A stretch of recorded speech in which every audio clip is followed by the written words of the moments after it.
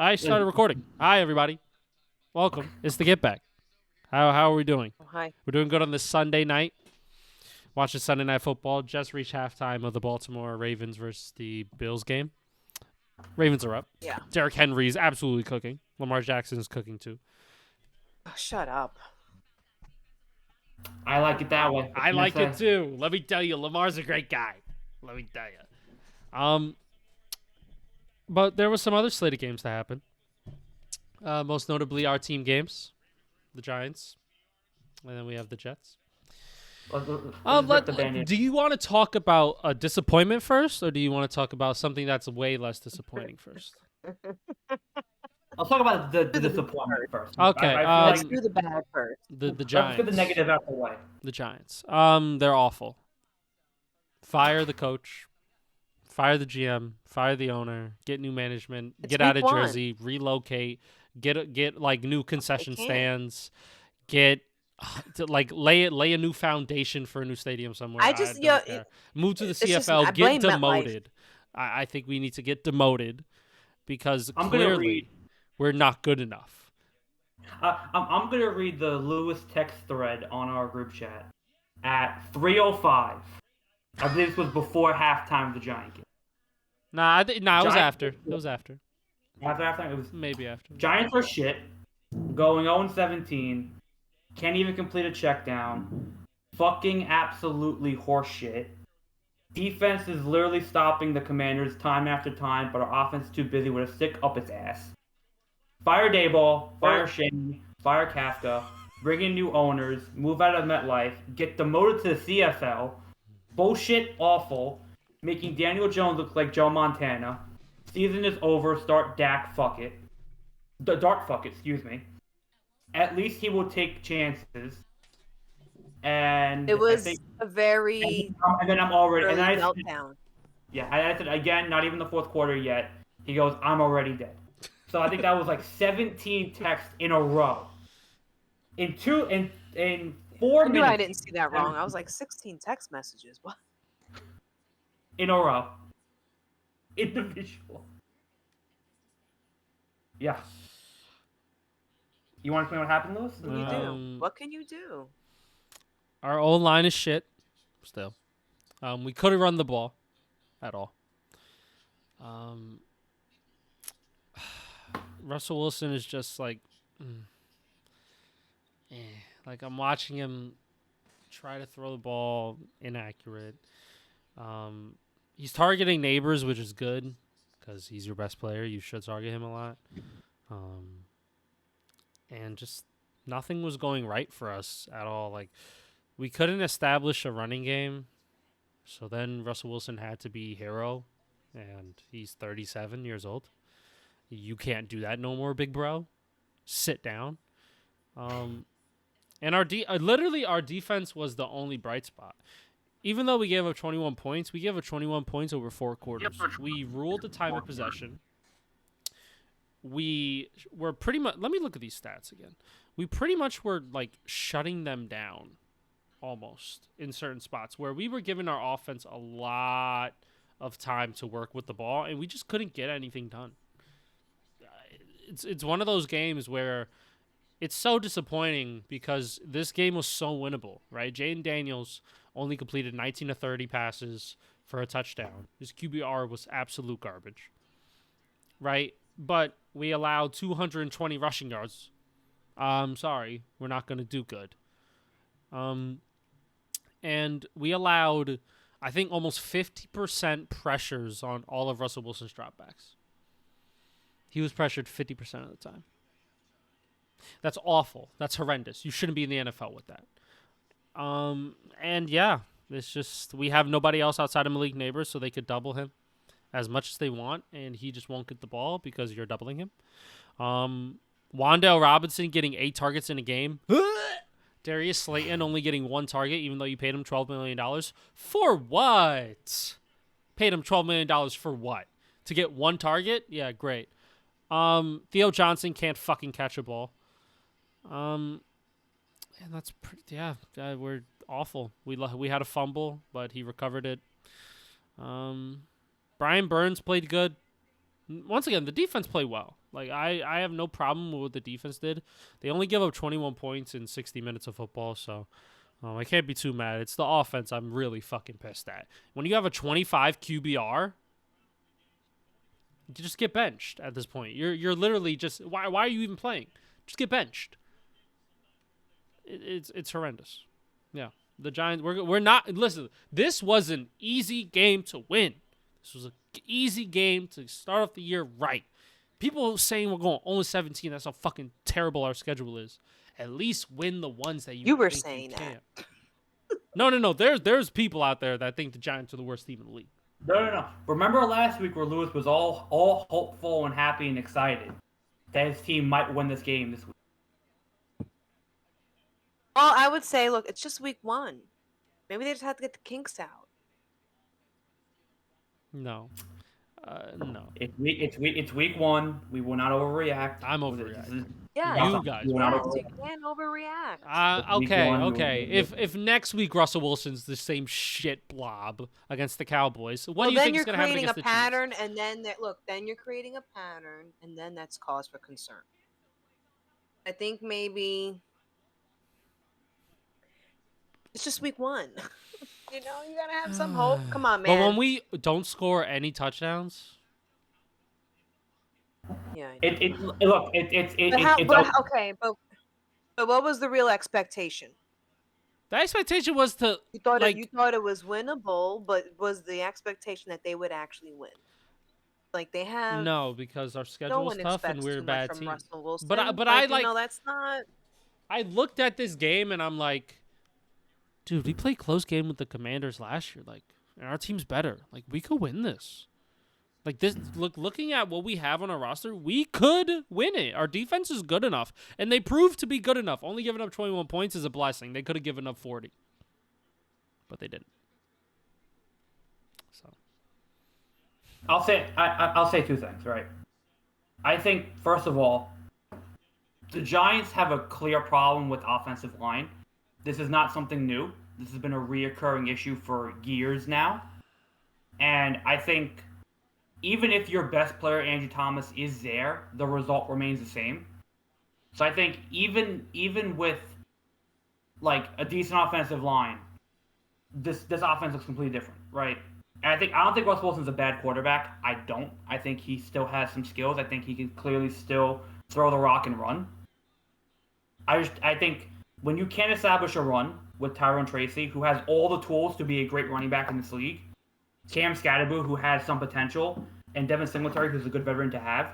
If you can't establish a run game with those 3, it has to go on the offensive line. It has to go on Brian Daboll.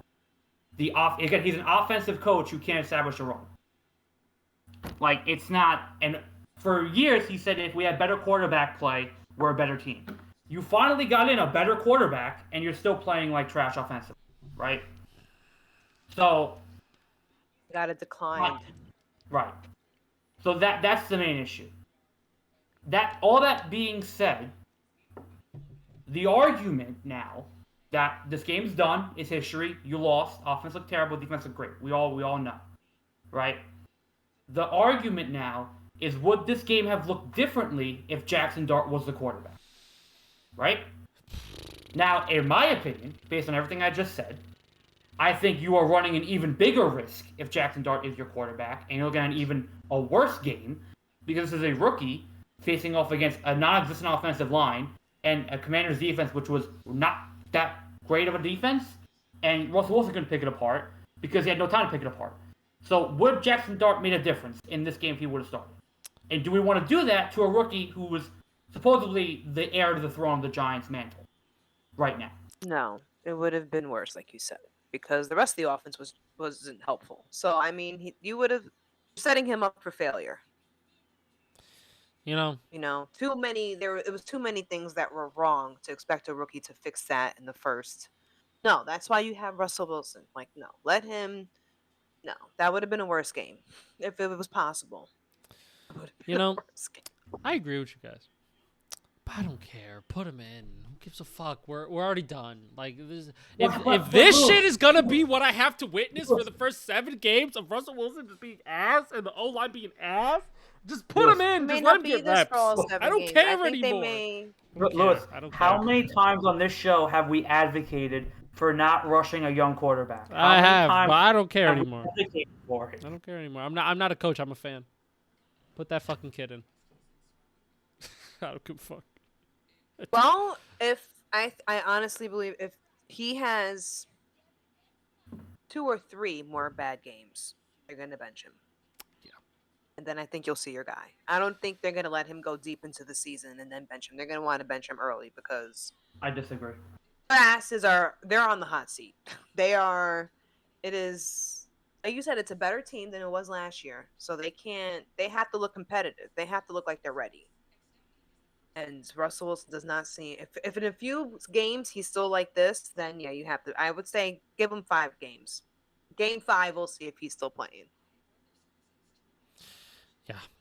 I disagree. And I think I agree actually, because the fact that Jackson I Dart, don't want them to bench. the fact that That's not what I'm advocating. I'm saying that's what's going to happen. and the fact that Jackson Dart is listed as the QB2, oh, they want that motherfucker to start. They just need any fucking reason to fucking start that kid.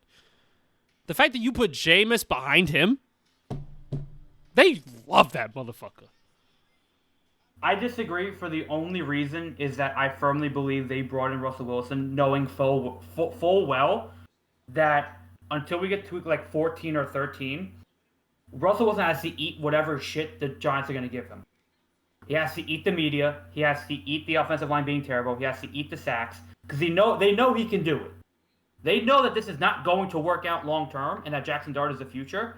But for right now, he has to eat whatever shit is being spoon fed to him. And he's gonna like it. They're not ready to do it. They can't. You cannot do that to this kid right now and have him eat shit when he doesn't even know what it tastes like. You're right. You're right. I mean, other teams have done it. And how has it worked out for I them? mean, Sometimes it works. Sometimes it has worked. I'm not saying it doesn't work, but usually. what I'm saying is don't be surprised if they end up benching him sooner rather than later. But that's I would if say- he doesn't improve.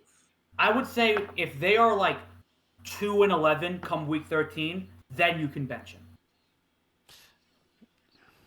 I would say wait till we It'll get to happen double-digit sooner than that, buddy. Let me fucking tell you. Yeah. If the They don't before, want to wait that long. not even close. They'll wait maybe like They can't week wait that long. 7. They'll wait for Well, you like have to remember, like after a Thursday night game. If we lose, we have a long week until the next Sunday game. Oh, they're fucking starting that kid. 1000%. well, you have to remember who owns the Giants and what the Giants do. The Giants don't fire coaches during the season. No, not Giants- fire. No, I'm talking I don't about. think they're gonna fire. I'm not talking about firing. I'm just talking about starting Jackson Brian Dart. Dable will not bench Russell Wilson. I promise you that. It will be another coach firing benching Russell Wilson. It won't be Brian Dable. I promise you that. Oh, so you think so? When Brian Dable gets fired, that's when Jackson Dart starts. I firmly believe. Oh, so wait. So you think he gets fired during the season or after the season? If the Giants ownership, because it's not going to come from the GM, it's not going to be Joe Shane. If the Giant ownership had balls, they'd fire him tomorrow morning. But they don't, because they don't fire their coaches during the season. Right? They just notoriously do not do that. Right? So this is going to be till the end of the season at least. So I believe that Brian Dable won't be fired till the end of the season because I personally don't think. I think he's cooked. I think he's done as a coach. I think he's given. We've seen all we can see. I think it's time. I think it's time to move on altogether. I don't think he's benching Russell Wilson. I don't think Brian Dable will do that. I don't think Joe Shane will do that. I don't think ownership will do that. They I think won't, it will you want to know come why from they the won't do it? Because they'll be fired and out the door. They won't be decision makers. That's what I'm saying. Yeah. And that's my point. Yeah. That's my point.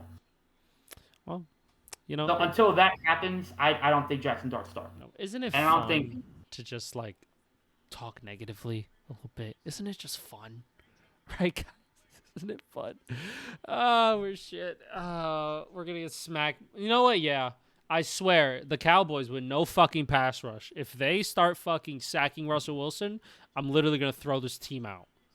Because how the fuck is Donovan Ezraku getting to the quarterback? How? This team is trash. This team's ass. Can't do anything about it. It's ass. Before we move on, I want to play a game. Lewis, at what point do we see a Giant win this? And I'm going to go through the first couple games here. So you go to Dallas next week, right? That's a loss. Are we winning that game? That's a loss. They're not gonna win that game. Then you come home, first game of the year, Sunday night football, by the way, against Kansas City Chiefs. We're losing. Oh, Okay? Come back home. Week 4, you play the Los Angeles Chargers, We're losing. who we'll get to later in the show. Now, week 5, at New Orleans. Could we see it? Potential? You know what? Yeah, that's I a see that's it. a 17 to it. 14 win. Now, 3 days after that, you come home to play the Eagles. Smacked. Getting absolutely smacked. We're getting smoked. Like, no question. Then we have to fly out to Denver. Oh, on 10 days we're getting left. smacked. That defense is gonna cook. We're getting smacked. Then we have to go to Philly the week after. Psh, psh, psh, psh, psh. About to ass. Come home, we play the 49ers. BTA. About to ass. Then we have to go on November 9th, a cold Sunday morning, to Chicago. About to Play ass. there. Then we have to come back home to play the Green Bay Packers. About to ass. Then we have to fly out to Detroit, indoors, not gonna be as cold, to play the Lions. About to ass. Week 13, we have to fly out December 1st in Brisky, wide open New England. Win. Win on Monday night. I'll say win. Maybe. but Then we we have have to our see how bye. they're doing. Then we have our bye week. Jackson Dart's starting. Yeah. He's Then we have to been come- starting these games. He's been losing, by the way. Now we have to come back home. We play the Commanders again at Jackson Dart playing that game will win by like miraculous. Oh, Zay Flowers touchdown. Let's go. Let's go, Lamar. Give me those Then we're fantasy points. home again. We're home again to play the Minnesota Vikings. Yeah, we're getting smacked. Like, we're gonna win maybe 2-3 games. Like, this isn't funny. We have to fly to Vegas. We play the Raiders. Jackson Dart, week 17. Lose. And we end the season, of course, with the Cowboys. Win. Fuck it, because the Cowboys are resting. They're fucking good. Imagine, like. So, okay, next I could tell you exactly where I see Brian Daboll getting fired. I tell you exactly where I see it. It will be. Wait. Can I pick the game? Can I Yeah. fucking read your mind? Yeah. I got you right now. Let me read your mind so fucking hard right now. It'll be after if we lose to the fucking Saints. No, actually, it won't be on a short week. If we lose to like the Broncos or something. Probably the Broncos or like Saints. That was exactly what I was gonna say. If you lose to the Denver Broncos and you are 1-6 after that loss, he ain't going to Philadelphia. Hell no, he ain't. Fuck that. Oh no. Oh, you know what? I'm changing my mind. You know why? Jackson Starr will not start in Philadelphia. No way. So Brian Day won't get fired after Denver. He'll get fired after Philly. He'll be 1-7, and then he'll start against San Francisco at home. No shot he That starts makes more against. sense. No shot he starts in Philadelphia as his first game. No shot. That would be cruel. So you'll That be would 1-7. cruel. But guys, can we talk about the more positive thing that happened to our teams today? More positive, please. I wouldn't call it a positive, but you know. Hey, talking about me? Optimism. It's good. Right? I would much rather have that game than my Optimistic. game. I would much rather have that. So, let's talk about it. The Jets played the Steelers. Close ass game. Steelers get the win by 2 points, 34-32. And I'm not going to lie, Jets offense looks fucking cracked. I'm just going to say, like, there's something glitchy about him. Like, I don't know. Like, Justin Fields looks like he's going to work. You know what I mean? Like, it feels good to watch that work because we've seen him in Chicago just be bad. Then all of a sudden he's coming in, not turning the ball over, hitting the right guys, darting the ball in there. Sure, some risky throws, but hey, sometimes you got to take a risk. You know what I mean? I'm not mad at that. They're running the football really, really good. Brees Hall. Thanks, Brees Hall. Brees Hall was cooking. And Garrett Wilson too. That connection's there with Justin Fields. So, to be honest, probably should have won the game. For being honest, probably should have. We could have won the game. Could have easily won this game. Yeah, like the Steelers, right? Could Like, have. But it was a lot of sloppy moments. But to me, it was the most important thing is that they stayed in the game, and I think they definitely had something to prove. They wanted to shut down Rodgers, not just the Steelers. They wanted to shut him down, and yeah, they could have won. They could have won. They should have won, but they look better than I was expecting. But you know who also looked better than I was expecting? Aaron Rodgers. That motherfucker looked good. He got a chip on his shoulder. In his press conference, he was very much, oh yeah, I wanted to prove these people that I could still play. So he was determined. He was determined. He's much older than, but look, it just goes to show when he went to just a better team, like a better who's why am I echoing? Hear that? Okay, no, I thought there was feedback somewhere, but yeah, he finally goes to a better team, and now he's starting to look more like himself. So it just makes sense. It just makes sense. Of course, he's playing better. Of course.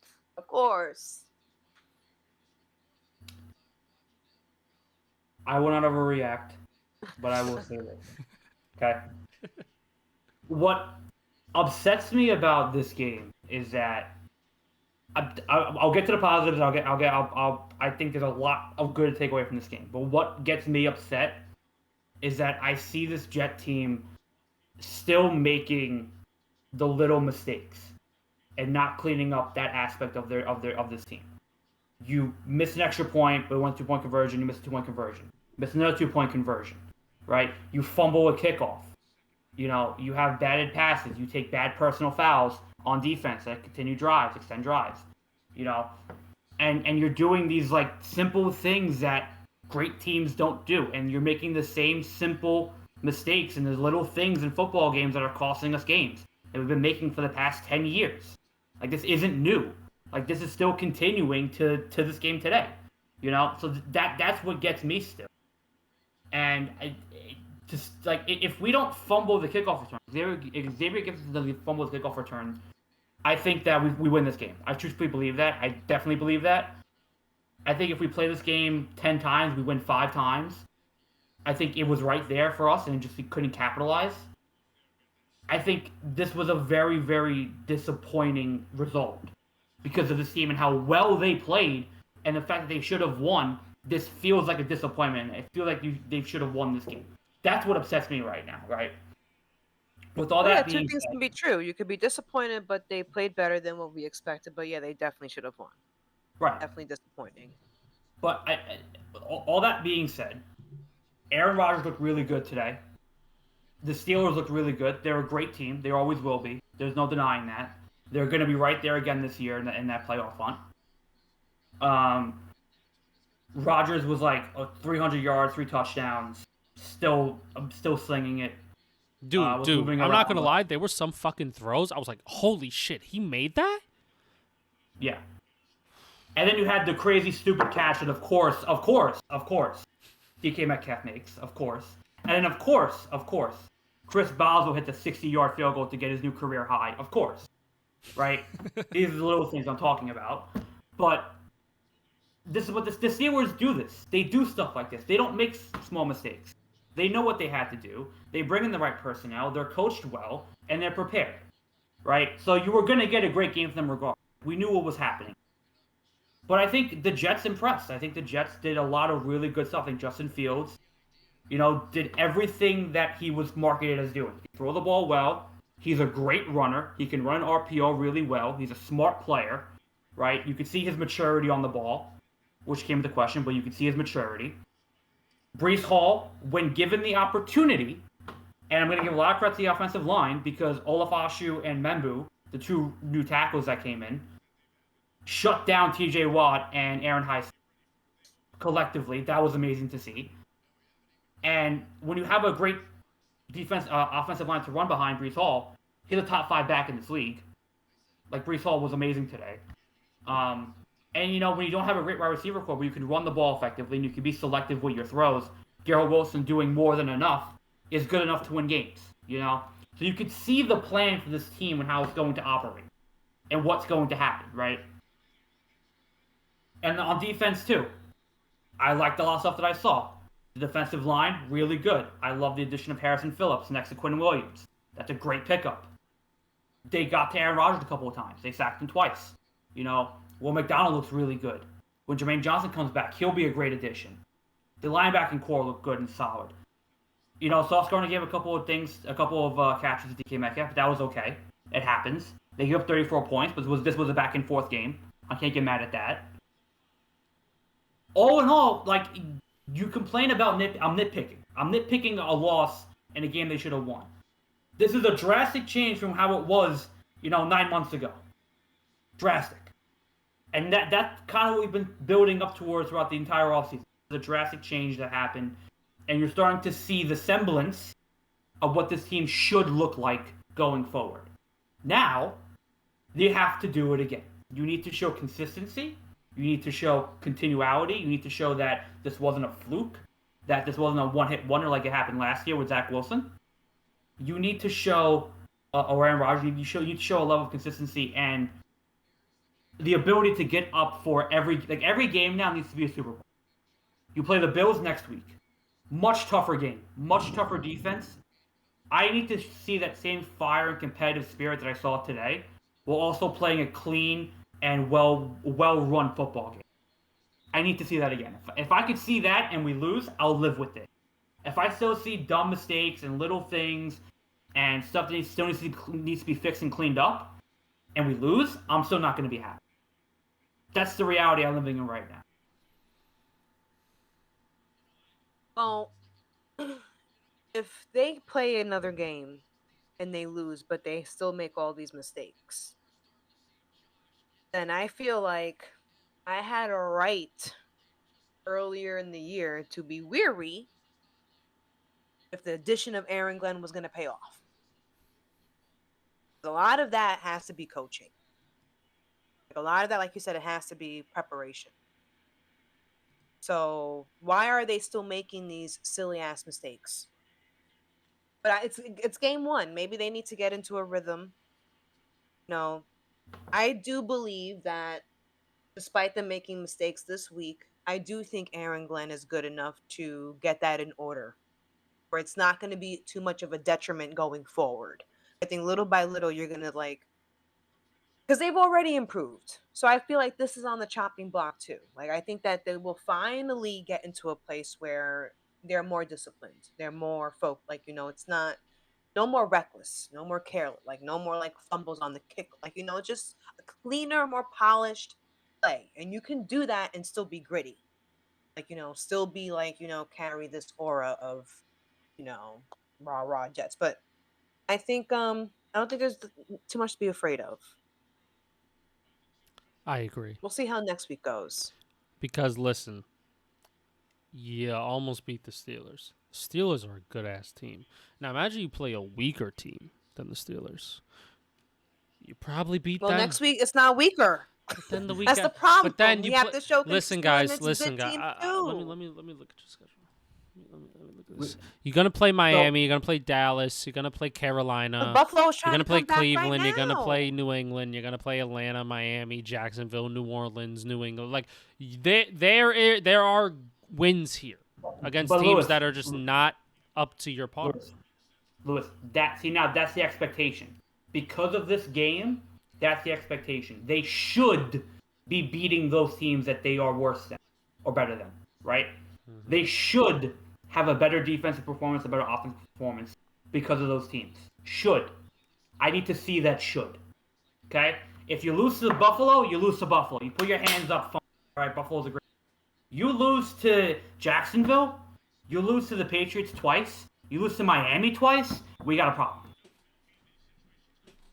Well, if that happens, then I mean, I don't know. Like I said, I go back to my regular feeling of, is this, but it's just the first year under his tenure. So I think maybe we need to scale our expectations. My We just need expectations to were see. scaled. How Like, the my fuck expectations did were Allen scaled. get? Well, maybe we need to scale them even lower because we're already too disappointed too early. So I wouldn't say I'm disappointed. I would say I'm more frustrated. I think there's a difference. I think there's a difference between disappointed because that is a more correct feeling, I feel, because I feel that too. Right, because I feel frustrated that we were right there and that we had a chance to win this game and that we fucked it up. You know what I mean? Like that's what upsets me right now. Like we were right there. We should have beaten the Steelers. Period. Stop. And that should be the sentiment in the locker room. That guys, we were right there. We should have won that game. We didn't. We got to come back stronger and better. And granted, we play Buffalo. If we lose to Buffalo, fine. But if we look better and we have that same fire and that same fight, because granted, this was an emotional game today against Aaron Rodgers and the Steelers, right? Yeah. That emotion needs to carry over into next week, in week 3, in week 4, in week 5. This has to be a continuous effort on, because again, last week this team was done by week 3. This team was cut and done by week 3. They didn't want to play anymore. Like, let's not sugarcoat it. They were done by week 3. By week 5, this team has to have the same fire and desire mentality to win and be stronger and want to get better. That's going to be the test of the season. One game is one game, but week 5, we're still talking about this. There's a big problem in the locker room. I think you guys will be fine. You guys aren't the Giants, I'll tell you that. We're going to be talking about the Giants' woes way after week 5. Let me fucking tell you. It was frustrating, but I still have my hope. Let's see what next week happens. I'm not going to expect too much from next week. I'm going to keep it very low because it is Buffalo, and they're only down a touchdown, of course, because Josh Allen just made his magic happen. So I don't expect. Are they playing in Buffalo? No, they're playing in New Jersey. Yep. Okay. Why'd you say it like that? Because we're the New York Jets, and we play in Jersey. Oh yeah, of course, that's right. You want to know a guy? Look, another home game. They'll be home, so I just don't want them to get their ass beat. Just don't get your ass beat. Hang in there. Make Josh work. Stay together. Don't get too frustrated. Don't make, like you said, the sloppiness has to calm down. We have to see a decrease in that. And I think you can't help that Buffalo was good, but this is still good practice for you to get better. So, I mean, and granted, I don't expect them to win. But I don't expect it to be like a shutout or ass beating. We got to be at least within a touchdown or a field goal. It can't be a double digit thing happening. Yeah. But Jess, but there is a world out there where out of 1,000 times the Jets beat the Bills on week 2. We could be that one world. Hold on. Let me do my calculations. We can, but why set yourself up for that when you know that because this team showed the next time we see them. This team showed they had an opportunity to do it. The offense looked good. Guys! I saw it. Yeah. I saw it. I saw you guys beating the Bills. You were. I was seeing. I saw you guys beating the Bills. I saw Breece Hall go crazy and Garrett Wilson go crazy, and the defense was just putting pressure on Josh Allen. I saw it. Still a close game though. I'm not gonna lie, but you guys won it. So if we come into next week, and this Jet team beats the Buffalo Bills, I'm gonna be unbearable. I'm gonna be so unbearable. Look, It's not It's even gonna feel in amazing. division, anything it's possible. Don't put it. Look, improve culture, improve players, improved scheme. It seems like. Don't put it past the Jets now. Hold on, we said I this. will- Look, we said this about the Steelers now, and look how close that game was. Don't be surprised if the Jets start giving these teams a run for their money. That is, look, that is more than what we can hope for. Is that you have to yes, you have to make them work for it. You have to be competitive. You have to show up. And you may Daniel, you're right. There one in 1,000 chances that it could be next week that we beat them. If that happens, they have to hold on to that. They have to tuck that in bed with them and take care of it every morning until the next game, because that is huge for us to beat the Bills. I don't care if it's at home or in wherever they play, upstate, Albany, Buffalo, wherever. I feel like that would be amazing for their confidence, and it says a lot about how they feel about themselves in the locker room. Now, wait, I will say, if Buffalo loses this game to the Ravens right now, there is absolutely zero chance we beat them. Because there's absolutely zero chance this It'll Buffalo be team. a cold day in hell before Josh Allen is 0-2, especially when one of them is the Jets. Exactly. That's the day hell freezes over. But no, fuck that. Why do I keep saying what goes up comes down? And Josh Allen, he's been up for these last few years. He's been a stallion. He's been, out here but he's a nipping man. at Pat Mahomes' heel. So I mean, maybe this is the season that he. Jess. No, wait, he's a married man Just a now. little. Josh Allen's a married man. Shit, I forgot. He's a married man. This is his year. I forgot. Okay, so maybe next year. Maybe next year he'll. But Jess, have you ever heard the saying, "What is down must come up"? Because that's Daniel Jones. This motherfucker cooked Miami. The proper expression for that would be, once you hit rock bottom, the only place to go is up. That motherfucker looked like he was almost the best top 5 quarterback in the league. This motherfucker was that good. That's how good he looked. Now, granted, Miami's defense is shite. They're bad. I don't even know who they have on that defense. Respectfully, I have no idea who they have on that defense. But Daniel Jones looked good. Had clean pockets. Was able to sit there and throw.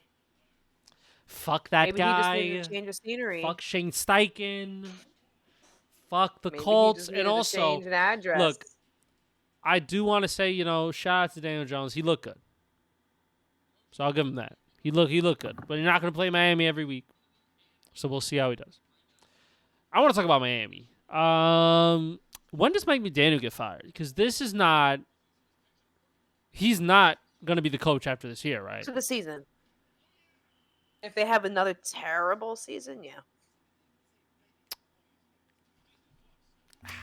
I mean, this would be year 3, right? Of terrible defense, piss poor offense, and non-existent fire. If you really break down Miami outside of Tua, Tyreek Hill, and Devon Achane, what's there? Mike McDaniel with They sunglasses. had a lot of hype around them. Last year and the year before last, there was a lot of hype about their offense and how, they were the fastest team. They had Tyreek Hill and, unstoppable. And then, of course, Tua. Oh, shit, my thing. And, of course, Tua. Or Tua. This is your. So how much is that? Is Mac?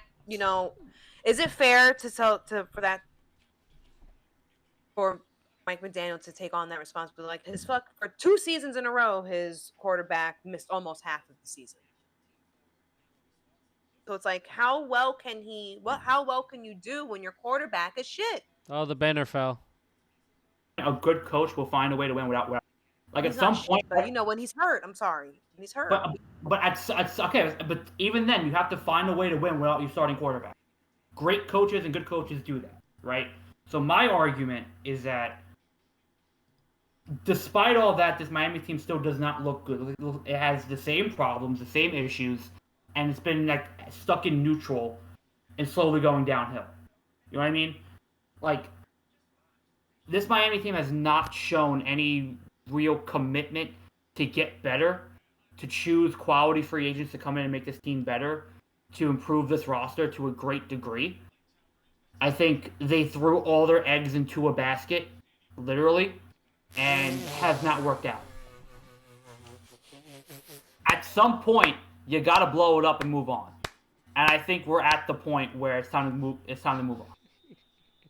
That might have been your greatest quote I've ever heard you say ever. Yeah, they threw all their eggs into a basket. Literally.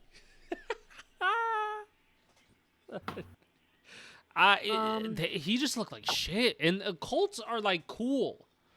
Like their defense is cool. Like it's not nothing crazy though. Like you getting smacked by the fucking Colts. Smacked by the Colts, not just fucking like it was like a close back and forth game. You're getting smoked.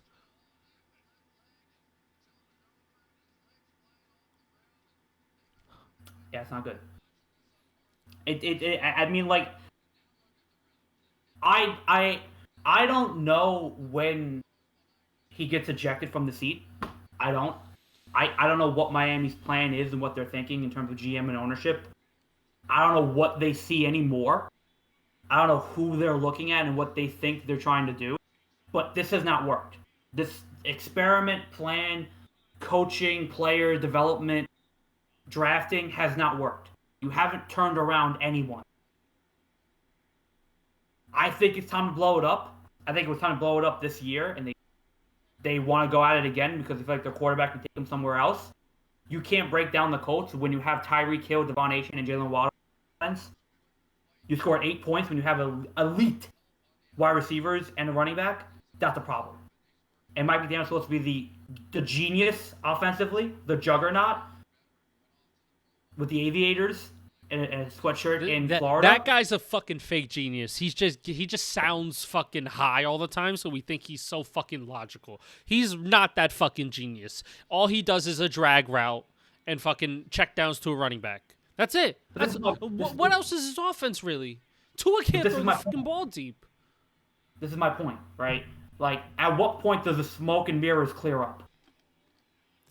I think we were at that point 2 years ago, and I think now we're starting to see it even more and more than where it was before.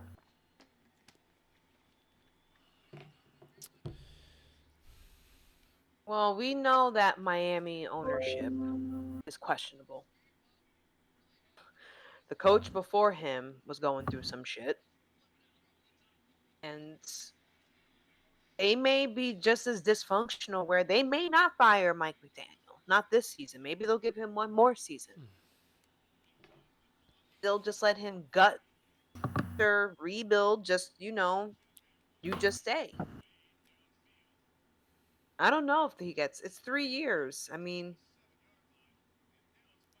it depends on how bad this year gets. Like how bad. Like if there's no improvement, if they don't win at least 5 games,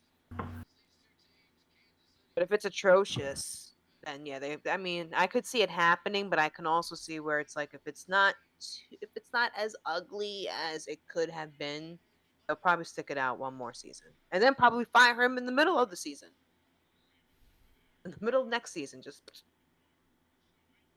now, here's what's interesting, right? Mike McDaniel signed a 4-year contract extension last year, so he's going to be. I wouldn't do that. He's there till 2028.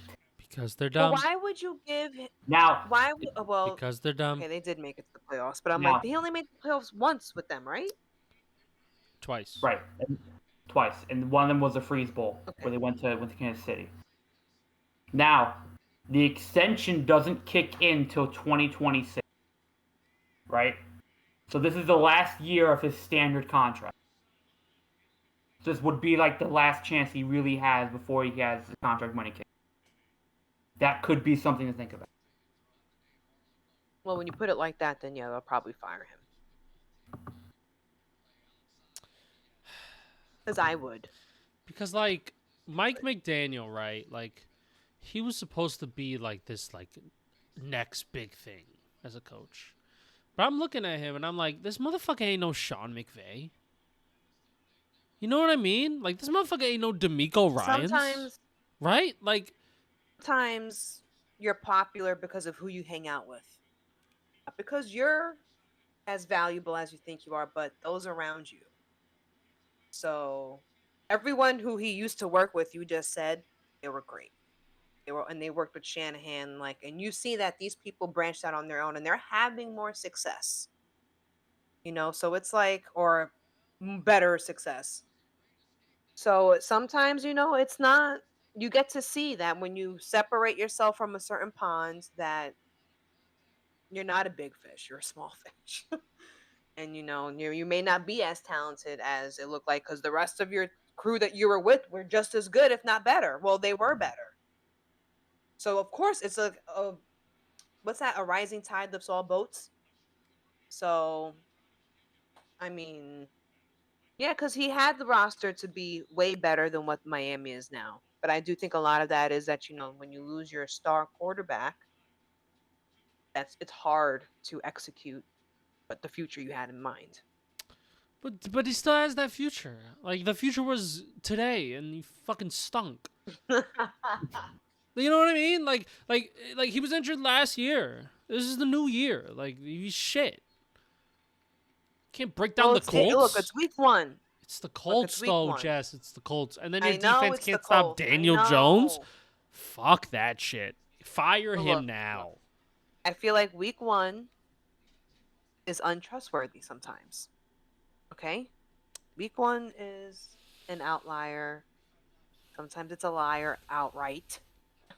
I mean, so you don't know. Let's see let's see how week two does. Week two is more telling. All right. Fair enough. You got it.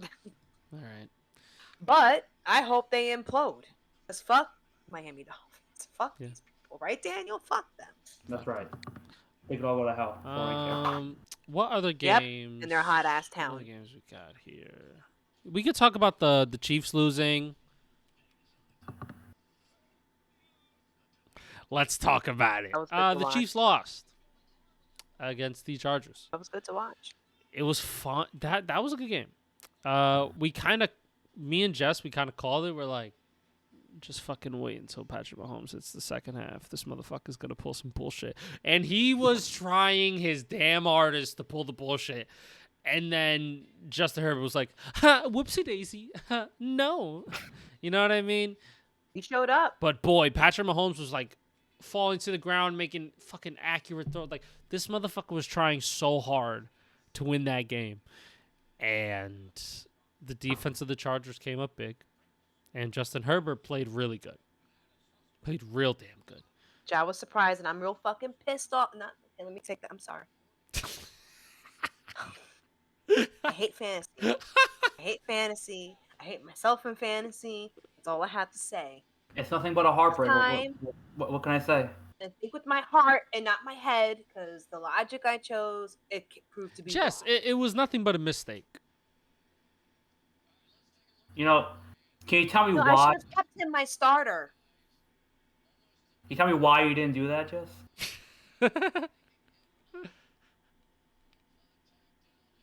I switched. Jess, I think you wanted it that way. Because I was. You're an idiot. I hate you guys. I would just not make. Next time, I'm just gonna trust my gut. Herbert was my starter, but I just had a feeling. He can't. Like, the Chargers come up short when they play the Chiefs, and I did my research in fantasy, and he does not play well against them in fantasy. So I switched to Dak, who supposedly does great against the Eagles in fantasy, except for fucking this year, except for Thursday, except the day that I make him my. And this is not to talk shit on Dak, because he has been a Yellowstoner since day one. So he's done good for me and good, but just We'll get there. We'll get there. Yeah. We'll get there. Sorry, I didn't mean to derail this into fantasy, but that's okay.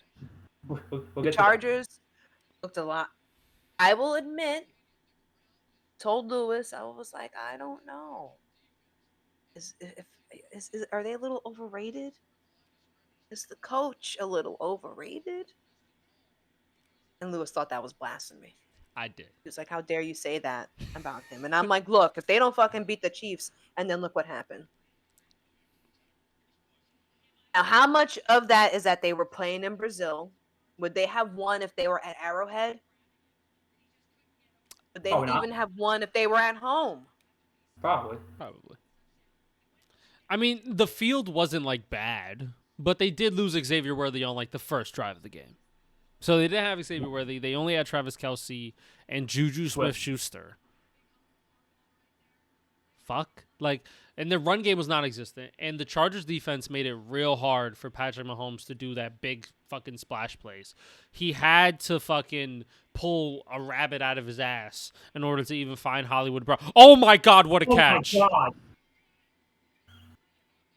We feel the same thing. Yeah, what a catch. We feel the same thing. Yo, that's D-Hop? Oh my gosh. What a catch. Ravens kind of moving right now. Yo, one-handed snag. What a... Oh, did he fall all the way through with it? Tell me, please. Yeah, he did. He caught that. Let's see. That better be a catch. Not the catch. Is this a catch? Please. Kick the field goal, please. Yes, it's a catch. Yes, sir. All right. But as I was saying, the Chargers defense made it really hard for Mahomes to do the big splash plays as often as he wanted to, right? There was a lot of third downs for the Chiefs. Like, if I guarantee you right now, if I look up that game Right now. and I see like how many third downs the Chiefs had to do, I guarantee you it's a fuck ton. Like they just had to convert on third down. Third down efficiency. 5 of 14. They had 14 third downs. And they were 4 for 4 on fourth down. Like, they had to get it when they needed to get it. And they had 10 penalties, too. Like, they did not play a good game at all. So they were just down early, and Mahomes tried to pull a rabbit out of his ass. And Herbert was like, fuck no, baby. Because the run game wasn't that good for the Chargers either. So it was all Herbert throwing at Winston Johnston and Keenan Allen and Ladd McConkey. It was a masterclass from Justin Herbert of how to efficiently move the ball against the Chiefs. They did good.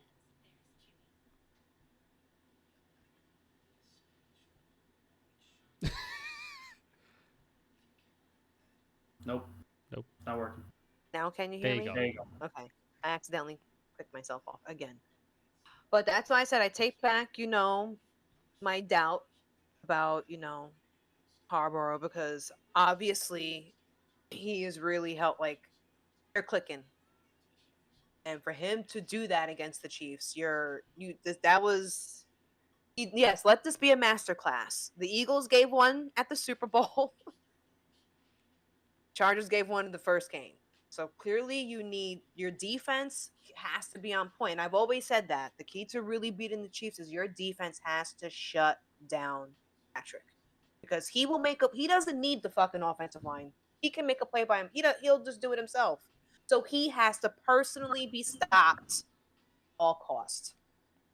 So I think, but maybe the Chiefs are in a Super Bowl hangover. That's what we all have to hope for. They're finally getting a hangover. That's what has to happen with them. Next week they play the Eagles at home, right?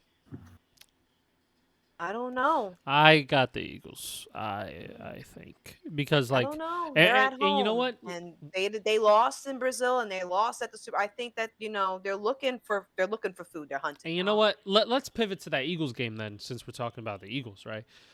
Eagles versus the Cowboys, right? Close game. Cowboys lose 24-20. Everybody who says, look, I don't understand because I have Jalen Hurts top 5, but it's more acceptable for me to accept that you don't think Jalen Hurts is top 5 as long as he's in the top 10. As long as he's in the top 10. If he's outside of the top 10, they're actually smooth brain and have no idea what they're talking about. Right? Like Be outside of no one's top 10. yeah. Who's that? Who's he outside? Whose top 10 is he outside of? There's some pundits out there that They just don't like his play style. Are And they the R word?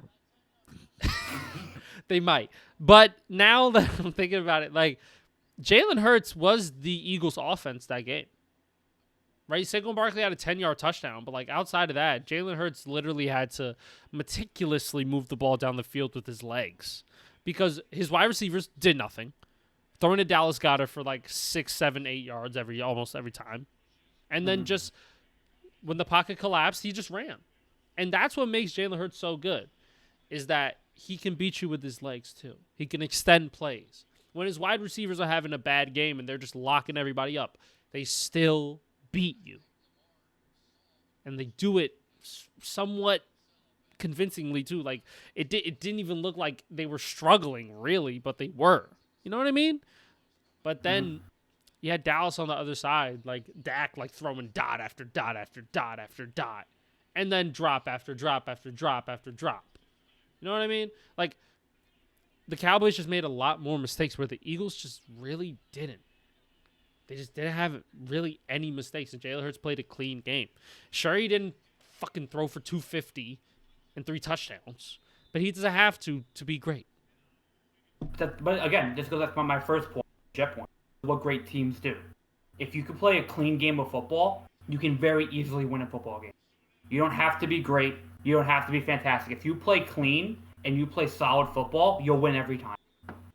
If you could limit your mistakes like the way the Eagles did, outside of Jalen Carter spitting on Dak, Oh my! if you could limit those mistakes, right, you're gonna win football games. You just are. Like that's the foundation of this league, right? And I think we know what the Eagles' identity is. It's Saquon and the occasional Hurts bomb. You know, that's this team. That's always going to be this team's philosophy and identity, right? Great defense, Saquon and Jalen Hurts throwing a bomb AJ. It's simple, but it works every time because they're great players, right? Also, oh wait, don't forget the tush push. And a tush push. And again, like you said, Dallas had every opportunity to win this game. Every opportunity to win. Like this wasn't like some blowout. This wasn't like some, crazy, Dallas has to make a great comeback. Dallas was in this game multiple times. They had multiple possessions to drive down, get a touchdown. They just made a little mistake. Not catching a football on a pass, dropping a ball, getting stuck, taking a bad penalty on third down. You don't win games like that. And that comes down to coaching and philosophy and culture. And Dallas just right now just isn't at that point. Now, Dak played great. Dak did all he could do. CeeDee Lamb got his occasionally. But outside of that, there wasn't a lot to go on for Dallas. With that being said, they were right there. And this Eagle team maybe got a little bit lucky in the fact that they didn't lose this game. But they played clean. They played solid. At the end of the day, they win. That's it. And all that's going to matter is that they win the game and they move on to next week. I think it's what makes the Eagle-Chief game next week so interesting. We can all agree that the Chiefs are a better team than Dallas. There they are. So, but I think the Eagles are a better team than the Chiefs. If the Eagles got lucky that Dallas lost, you have a lot of hope for them going into Arrowhead and winning next week? I do, yeah. Because number one, the Cowboys arguably have better weapons than the Chiefs right now. Xavier Worthy, he might not even play. Pacheco, he's like, after the tailbone injury. Travis Kelce is pretty meh. All they have is Patrick Mahomes, right? And Travis Kelce Swift. Travis Kelce Swift, right? But even then, like, it's just Patrick Mahomes, right? With the Eagles, you have to worry about Saquon. You have to worry about Jalen Hurts. You have to worry about A.J. Brown. You have to worry about Devonta Smith. You have to worry about Dallas Goedert. You have to get by their own line. And then you got to worry about that defense. And Jalen Carter, hopefully he doesn't spit on anybody this game, so he'll play. Okay? So you got to worry about those motherfuckers. And they're good and young and talented. And they just stomped your ass a couple months back. You still got marks from that ass whooping. They did not forget. Let me tell you. So, I think it's going to be a fun game. It's not going to be like the Super Bowl beatdown, obviously. I think it's going to be closer. But I do think the Eagles are just a better football team right now. I think Jalen Hurts is going to play up to a standard that he has to play up to. Right? If they shut down Saquon, Jalen Hurts can easily get it done. I truly believe that. You're off again, Jess. I thought, oh shit. Is there a button that you click, like push up? Like, In right here, it's on the mic. So it's like if I press too hard, I don't realize it shuts off. Like when I'm twisting it in my finger, like so whatever. But okay, so I do think Jalen. He's definitely on the rise. Like I think he's only getting better, and I think I could hope for that. The Super Bowl gave him that whole other level he needed. That level. he did it again. Jess, you did it again. Jess, stop talking. You did it again.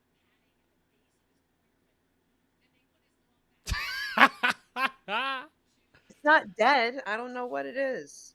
Let me switch it. Hold on. You can't pin it to anything? Pin it to your shirt.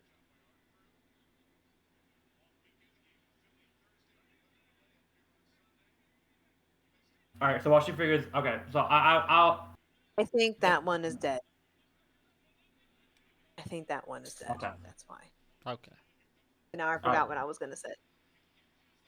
Oh no, that Jalen Hurts is getting better. So I think that maybe this Super Bowl win gave him a level of, I've grown in my talent, I've grown in my ability, I've grown in my confidence, I've proven people wrong, my teammates can trust me, my coaches can trust me. It's only up from here. So I think if they go into Arrowhead and he plays well, then I think he deserves the hype that he should have probably been getting, and all this second guessing about him is kind of fucking crazy. Yes. I agree. So I'll say this. I'll say the Chiefs are interesting because it's hard to imagine them in this position, right? Just because of how they are and where they are. But the fact of the matter is that they just have not been as relentless and as dominant as they were the past couple of years. This has been, again, a slow decline the past couple of years that culminated at the Super Bowl and now into Week 1, right? So, and credit to the Chargers. I think Chargers are elite. I think they've proven that. I think Justin Herbert had a game of his career. I think you're seeing a lot of the problems that the Chiefs have, where their offense is stagnant and is too reliant on Travis Kelce Swift, and their run game is a problem. And I think defensively they're good, but not great, right? I think they're clutch, but not great. I think there's a difference there. So I think you're seeing an Eagle team that can very much dominate and be clutch and have that winning mentality and go into Arrowhead with swagger and ability to be like, yo, we got this. Like, I think you're seeing that no matter what they do, they'll find a way to win. And they'll find a way to figure out the Chief offense defensively and be able to shut them down offensively again. Like, I think this is a very much a repeat of what we saw at the Super Bowl. Because the teams are too similar. The Chiefs just don't have the weapons to compete with the Eagles right now. And the Eagles just have too much. Like, they can beat you by death by 1,000 cuts, whether it's by the run, by the pass. Anything they can take for them to win. It's possible. So, I think it's very much favored towards the Eagles. And I think it's very much favored towards their ability to beat you many different ways. And the Chiefs have a very, very tough climb. This league now has gotten tougher around. This team is not dominant anymore. But that much is very clear. There are other threats to the Chiefs right now that could very easily knock them off their pedestal. I think we're starting to see that a little bit. Josh just got another touchdown. Yes, he did. By himself. He did. I needed him to pass it, but that's a different betting story for another weekend. I gotta get my anyway. But before we move on, play a quick game. When was the last time the Chiefs started the season at the bottom of their division? Or at any point were at the bottom of their division? Wait, say that again? When was the last time the Chiefs were at the bottom of their division at any point. Because the Raiders won today, the Broncos won today, and the Chargers obviously won on Friday. So the Chiefs are at the bottom of the AFC West. Probably No, like not the West. early 2000s. If I had to guess, maybe early 2000s. Jess, you heard? Yes, I heard. Well, they won their division the last 10 years in a row. So Mm-hmm. it's got to be before then. But you said started the season at the bottom. No. So now it's at any point where they at the bottom of the division. Oh, like maybe you're saying the early 2000s? Yeah. Maybe like 2001. Like it just happened a 2002. few years ago, no? No. They had Alex Smith way before Pat Mahomes. They were actually like pretty No, decent. but didn't they have like one of their seasons like in the last not last year. Maybe I think the year before last. They did not have a great beginning at all. But they weren't last though. Oh. They were struggling like the first half of the season, like really struggling. Yeah. But they I don't were still remember, so winning maybe Lewis is games right. even when they were struggling. So the last, Jesse, you have a guess? Jesse, you have a guess? 7 years ago. 7 years ago. The last time they were in the bottom of their division was Week 5 in 2021. So Ooh, I was close. Really? It's I been was almost right. 4 Forget years. close. I knew. Didn't I say a few years ago? Week Didn't 5, I say that last year? 2021. Year before last? Yes, because I remember they were quite. They were like, "What happened to the Chiefs? They just won. Like, what's going on with Pat?" They were shitty, and then they won the Super Bowl. They started out terrible. I knew I was right. I knew it. Now another question. This one's a bit more fun. When was the last time the Chiefs were 0-2 to start a season? 2017? Maybe. 2023. Maybe. 2023. Are you crazy? 2020. The last time the Chiefs were 0-2 to start a season was 2014. Wow, I was close. The second year of Andy Reid, and Pat Mahomes was a freshman in college. That was the last time they started 0-2. So it's been almost 10 years since they were 0-2. And they're playing the Eagles on Sunday. I think Next it goes to 0-2.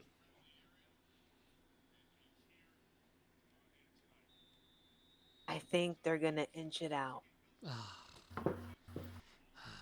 think the Chiefs Why are are gonna you inch it. saying that though? Why?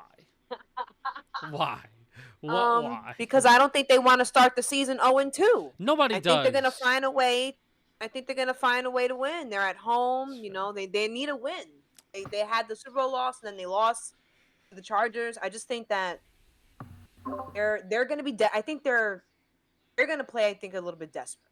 They're gonna play a bit more, you know, fierce. And I just don't know. We've seen the Chiefs edge out a win by a point against good teams, bad teams, struggling teams. So I just feel like I just don't think they're going to be 0-2. Now, if the Eagles go in and smack and beat the Chiefs, then shit, my bad, I was wrong. I'll be the first to say I was wrong. But 0-2, 10, that's a crazy statistic. I don't know. Think of all the week twos they've had. I'm sure they played. What were those other teams compared to the Eagles in that week two? Probably not fucking. And they didn't have former Patrick Super Bowl Mahomes champ. on that team. No, they didn't. So I feel like I don't know. I don't think it's going to be an easy win for the Chiefs. I think it's going to be. They're going to struggle. It's going to be a struggling game, but I do think they're going to edge out a win. I'm sorry. That's fair. I have the Eagles winning. I think it's a really interesting matchup. I think it's a really good Great test for both matchup. teams right now. Not prime time, no. 4:25, which is bullshit, but it's okay. But it's still America's game, so it's still national. Oh right, it's America's game of the week. Even though we have a Sunday night game every week, nobody can watch. But I know that, but that's their reasoning. And a Monday game, everybody can watch. And a Thursday game, everybody can watch. But no, America's game is a 4:25 with 3 other games going. I didn't make the schedule, Daniel. Why are you mad at me? I'm just Obviously, Fox paid for it. the Daniel makes sense. Like, if this is like the fucking game of the week, this shit should be the only game playing right now and everybody watching it. America. Yeah, no, I agree. The fact that America it could should be tune into prime some time, other but I don't shit, know- crazy. Then why didn't they give it prime? Yes, Why didn't they give it a prime time? Yes, think about this. If the Jets played at 4:25, we wouldn't be able to watch this game because we get local programming. If we don't have red zone, we don't have Sunday ticket. So if the Jets were at 4:25, we'd probably be watching the Jet game. Lamar's crazy. Wow, that's crazy. Thank you for fantasy points, Lamar. Yeah, so I feel like, I mean, I don't know why they couldn't make that an 8 o'clock game or a Monday night game even. That would have been a great Monday night game. Great Monday night game. But They no, could have given it a Thursday. That would have been a good. We get tons of shitty Thursday games. That would have been a good first Thursday game, or the second one for Amazon. But no, instead we get Commanders Packers on Thursday, and then Chargers Raiders, and then Buccaneers Texans on Monday. Derrick Henry's an absolute unit. Baltimore is putting belt to ass right now. Yo, son. Derrick Henry has 50 fantasy points. Look at this guy, yo. He won it that way. I mean, what can I say? The commissioner gets what the commissioner gets. I mean, shit. When did you pick him? This is 10th pick. Okay, yeah. He picked them on that back-to-back. This fucking guy. It's over. I don't think Buffalo can come back. You know, you just gotta tell me why. Just tell me why you let me pick him. Tell me why. This fucking guy. This fucking guy can't. I don't know. Oh. Anyway, any other games we should talk about? The fucking Bengals always seem to make a one-score game with a shitty team during week 1. At least they won. They won, right? They won this time. If they would have At least lost they to the won. Browns, if they would have lost to the Browns, we were talking about. Also, sorry, But- Jess. Jamar Chase did nothing. My bad. Sorry. So did Joe Burrow. He did nothing too. He did. Hey, listen. But when you have When Derrick the Henry, band- you would have lost. This wouldn't even been like a thing. Listen, You know what I mean? when the band leader has an off night, the other members of the group step up. That's how we roll. Yeah. That's how the Backstreet Boys roll. Tell me why. Any other games? I watched. I flipped back and forth. I had the red zone. Oh, and Stream East is working. It's working now. You got to dig though. Oh, dug. it's not Oh. readily available. Ugh. You know what we should talk about? The Lions. Oh, they got smacked. Oh yeah. They got smacked by the Packers 27-13. They did not look good in this game. Not at all. Just again. Jess, you're off again.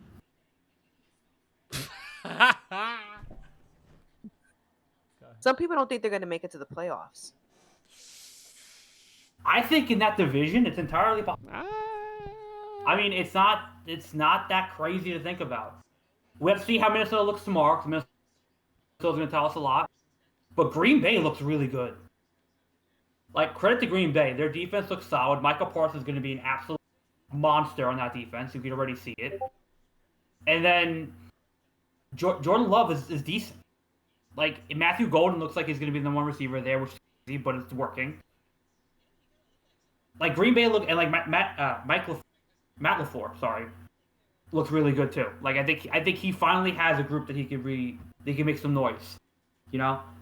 So, I think Green Bay has a really good shot at this division. And Detroit, just like they didn't look at themselves. You know, Jahmyr Gibbs didn't have his best.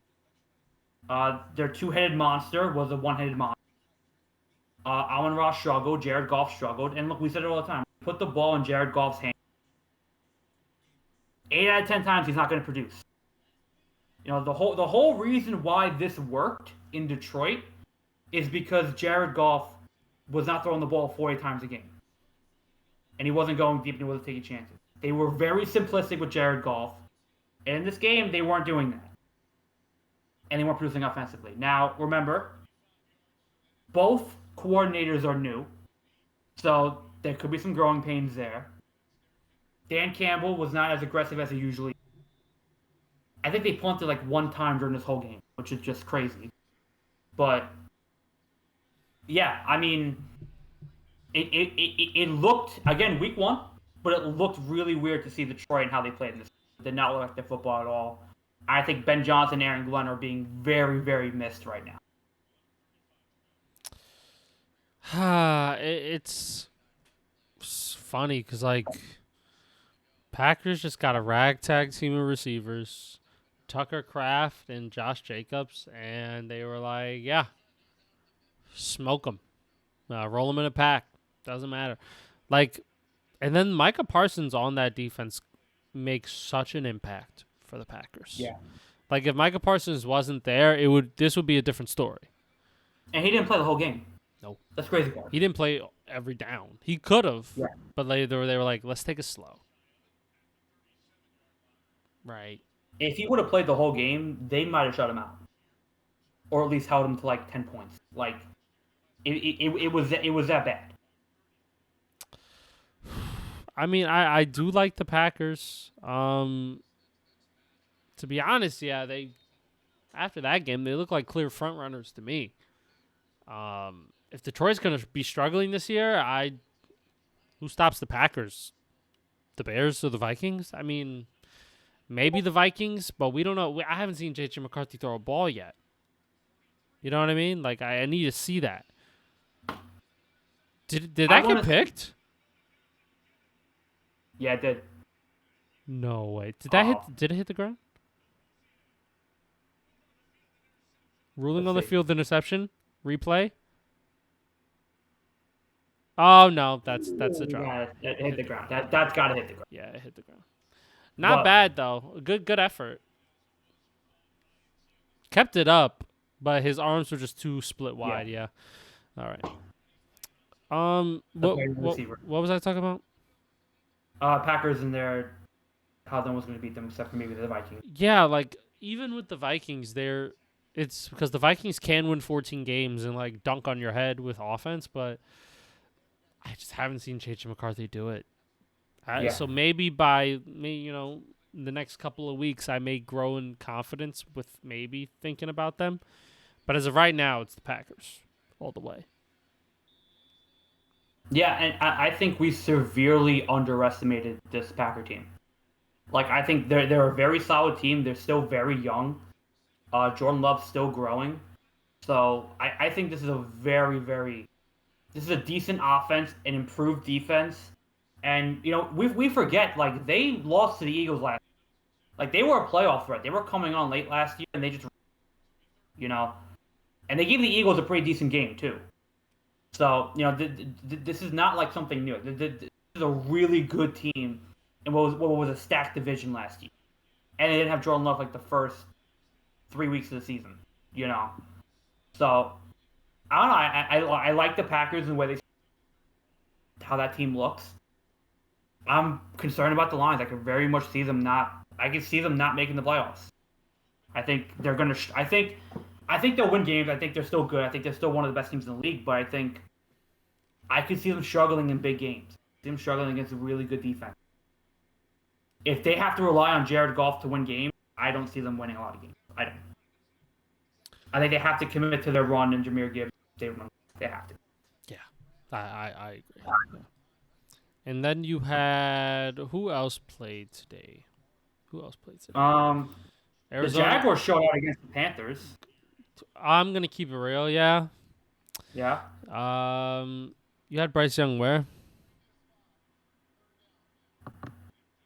Double checking. I think it was 18th. No, you didn't.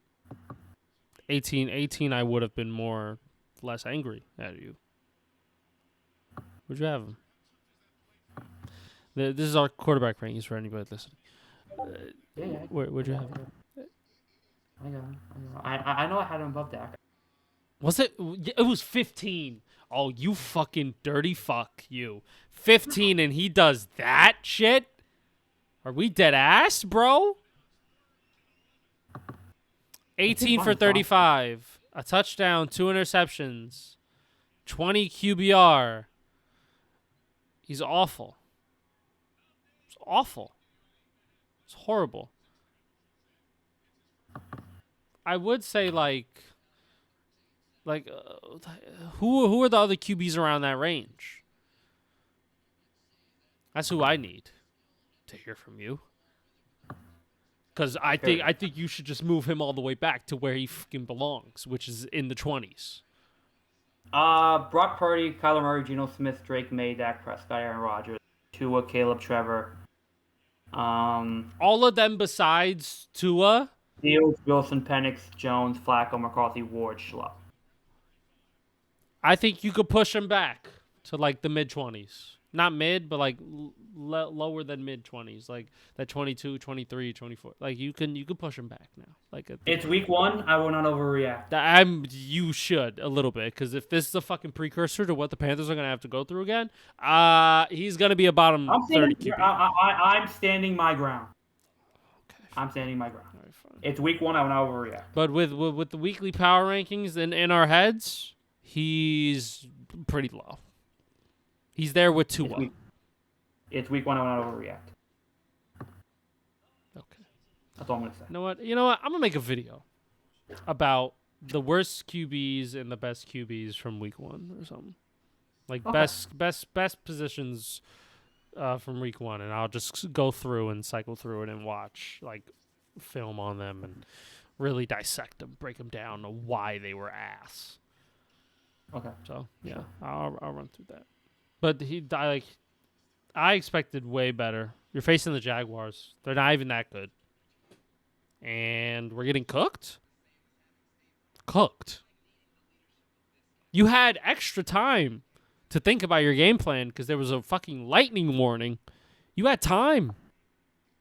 You had a lot of time. And then you do that? Oh, you're ass. Like you're just not that good anymore. I gotta push fucking him back. I had him at 22. I had him above Aaron Rodgers. Boy, was I wrong. I gotta push this motherfucker back. Standing my ground. I gotta put Justin Fields above him. This is what it's become.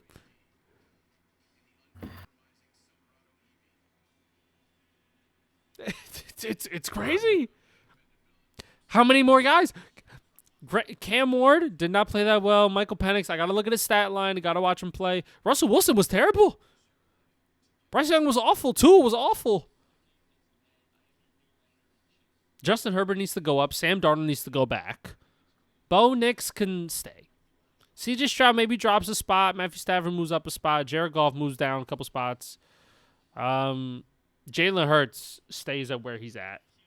The top 5 stays for me. Jaden Daniels stays at that spot. Yeah, probably stays in my spot. Yeah. You know what? I'm gonna come up with my week 1 QB rankings. I'm gonna come up with some cool shit. Probably not all 32. I think we should just assume we know who's gonna be in the back half. So maybe I'll go first 15 probably. After everybody plays, and I'll come up with something like that. Do we want to talk about the Niners? The Niners, man. They won. By the skin of their teeth. Ricky Pearsall had a decent game. Christian McCaffrey looked like Christian McCaffrey. He made it through the whole game. And Sam Darnold just wasn't that impressive. No, but their defense played. The Niners' defense played really well, and I think they're going to fire the kicker. They're going to cut the kicker. He got very lucky that he made it. He's one of 3. Yeah, he's awful. Missed the first 2 field goals. He was terrible today. Yeah, he was terrible. He needs to get cut. That's awful. But yeah, they barely won that game. Because they pull the Chiefs and just get into the playoffs by, win these close games. Potentially, man. Right? If this is what the Seahawks is becoming to, where they can only like run the ball and they pass short. You know what I mean? Like Sam Darnold only 150 yards on 23 attempts. That's bad. And you were only sacked once. That's not good. And the running game wasn't even that effective. I'm not like this. This shit is rank. Like I'm not fucking with this offense at all. Then at this point, like JSN had I a good think game, but outside of that, I think it's very clear that the Niners are the best team in this division, and this division ain't too hot. You know what I mean? There's no real team that stands out as like elite, but the Niners are like standing above the rest because of their talent and their. I think they won this game by their talent and their pedigree. Personally, I think again It's only week 1. It's only week 1, but I think we could see like the Niners just do not have the firepower they used to have, and they're gonna struggle in games. You know, their depth is lacking, their defense is okay, but the Seahawks weren't all that to begin with. When they play like an elite team, will they show up and play elite, play at that level? Will they be healthy Well, they enough? have like the weakest schedule, don't they? They won't meet an elite team until they get to the playoffs. If they get to the playoffs. they play the Steelers next week. Then they play Are the the Steelers Saints, elite? Cardinals, Bucks. Oh, the Steelers elite, huh? They're like one of those top teams. They got a really good defense. Their defense is elite. Their offense showed that I they know, could do but it. I mean, You know, who got the Steelers as a Super Bowl contender? Like, come on. I mean, they're always I in the don't know, but you know playoff what I mean. picture, but I see what you mean. Yeah, for sure. I think for the Niners, that's a good test for them to see what Their schedule is a bit cupcake. Yeah. Yeah, I agree. Yeah, so they won't really get like. I mean, for what they're used to, for the output that they know they can get, well, because of the talent, like they're not gonna run into like a real fucking buzzsaw until if they make it to the playoffs until they get like another decent, way better than those teams you just mentioned. Yeah, I'm sorry. The Ravens even punt the ball good. The Ravens just punt the ball good. Like this was their first punt of the night. It's at the 1. Like I'm sorry. Like they're just killing Buffalo right. Wait, that's a touchback? No shot. No. Chris Collinsworth. No. The fucking tip of the ball touched the white line. That's what they're saying? Let's see. They're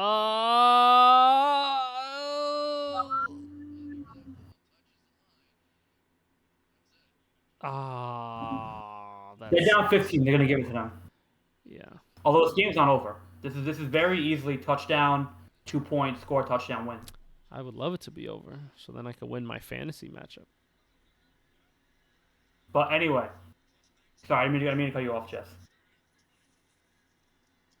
No, I forgot what I was saying, but I think I was done with whatever I was saying. Oh yeah, no, I think the Niners are also just. I think they're in. We have to wait and see mode. Yeah, definitely. They were definitely one of the biggest disappointments last season.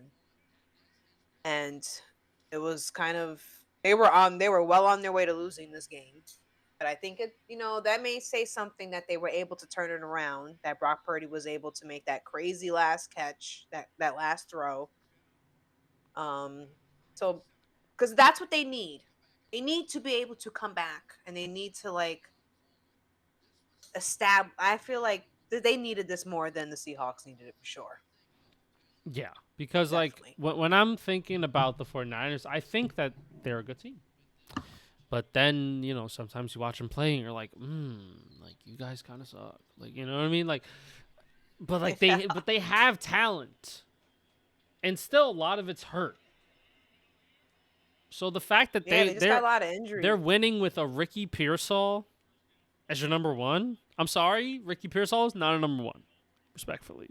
Brendan Ayuk is a number one when he's healthy, but he's not healthy. Now you have CMC, whose calves are still intact. Thank you, Jesus. Praise be to the Most High. And Kittle's got a hamstring. Kittle's got now a hamstring. I hate life. Fred went into the blue tent, and Williams went. They got it, but that's what I said. That it's good for them that they were able to pull it off in the end, because that's a testament of good teams. We almost lost it, but we won. We did. So, but it's like what Daniel says. You have to do it consistently. So next week is a good test. Also, yeah, Robert But Saleh. where are they playing? Are they playing at home or are they That's bad. playing in Pittsburgh? Let me check for you. If they're Oh, playing oh, in you're talking Pittsburgh, about I the don't think they're gonna win. Who are you talking about? The Seahawks or 49ers? The Niners. Niners. Oh, 49ers play the Saints next week. They're smacking them. Then who said they play the Steelers? The Seahawks. Oh, the Seahawks. They're not gonna win against the Steelers. Fuck that. Oh yeah, well the Niners, yeah, they'll beat the Saints. Niners have a fucking cupcake ass schedule. I'm gonna keep it a stack. Cupcake. But that's what I was saying. Like they don't know how good. Like it's easy to beat up on teams that you can, versus like meeting your competition that was similar to last year. I don't know, man. We'll see. Last year they had the opposite. They had like one of the worst schedules. I don't know. Yeah, they're waiting. The Broncos beat the Titans. They do what they do. Broncos defense is fucking fantastic. As a leader, it's a leader. There's no other way to put it. Who do they have next week? The Broncos? Mm-hmm.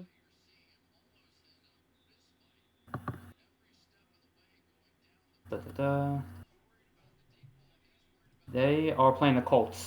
Oh yeah, that's a Oh, they can win. They'll definitely win. That's a 9-6 written all over it. Yo, like I swear, if the fucking Colts manage to beat the Broncos, I'm gonna throw something. Also, Bo Nix didn't play that well. I'm being honest. Didn't play that well, and Denver still fucking Week one. Week one. This is what the Broncos are gonna do. They could a piss poor offensive day.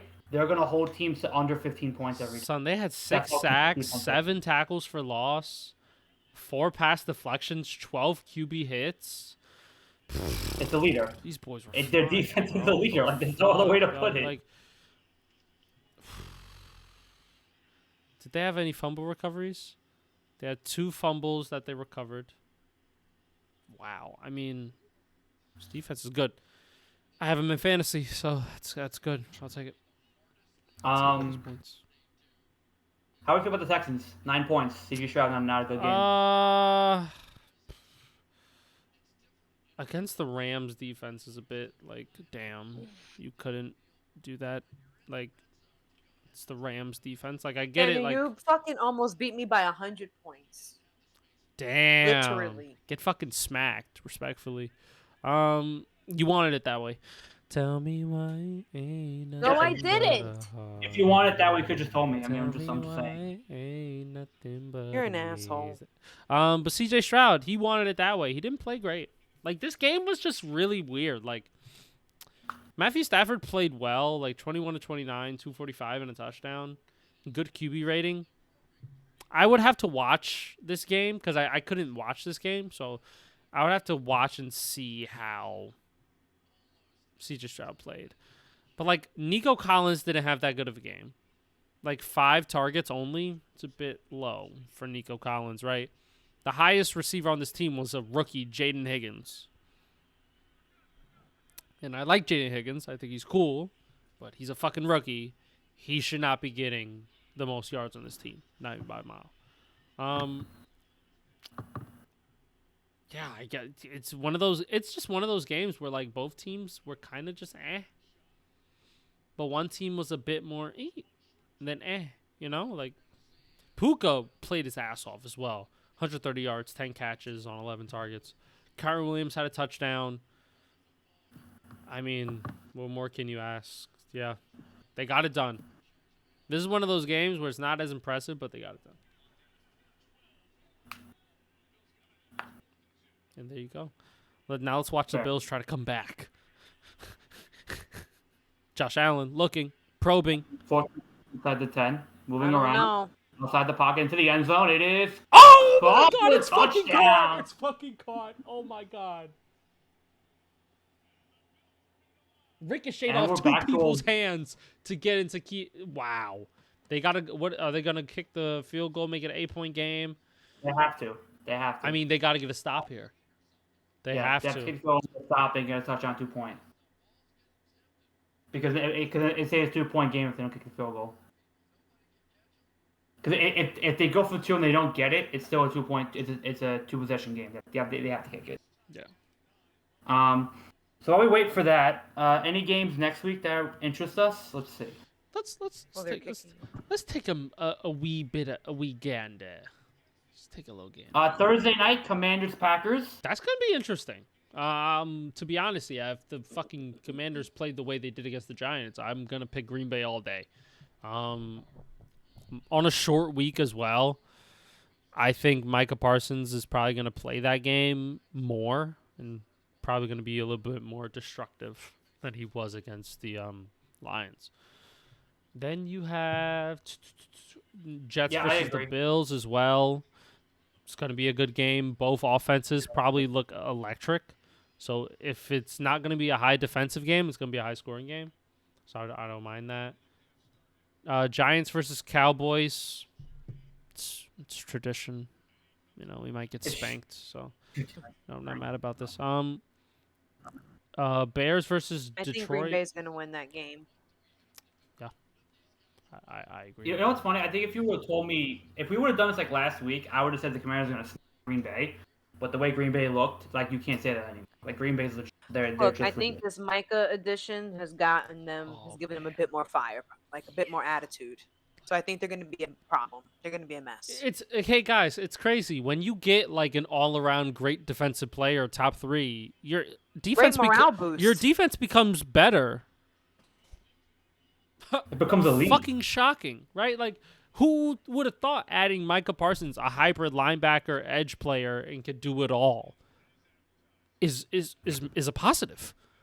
Wow, Jerry, give this fucking guy a contract. Wait, Jerry didn't give him a contract?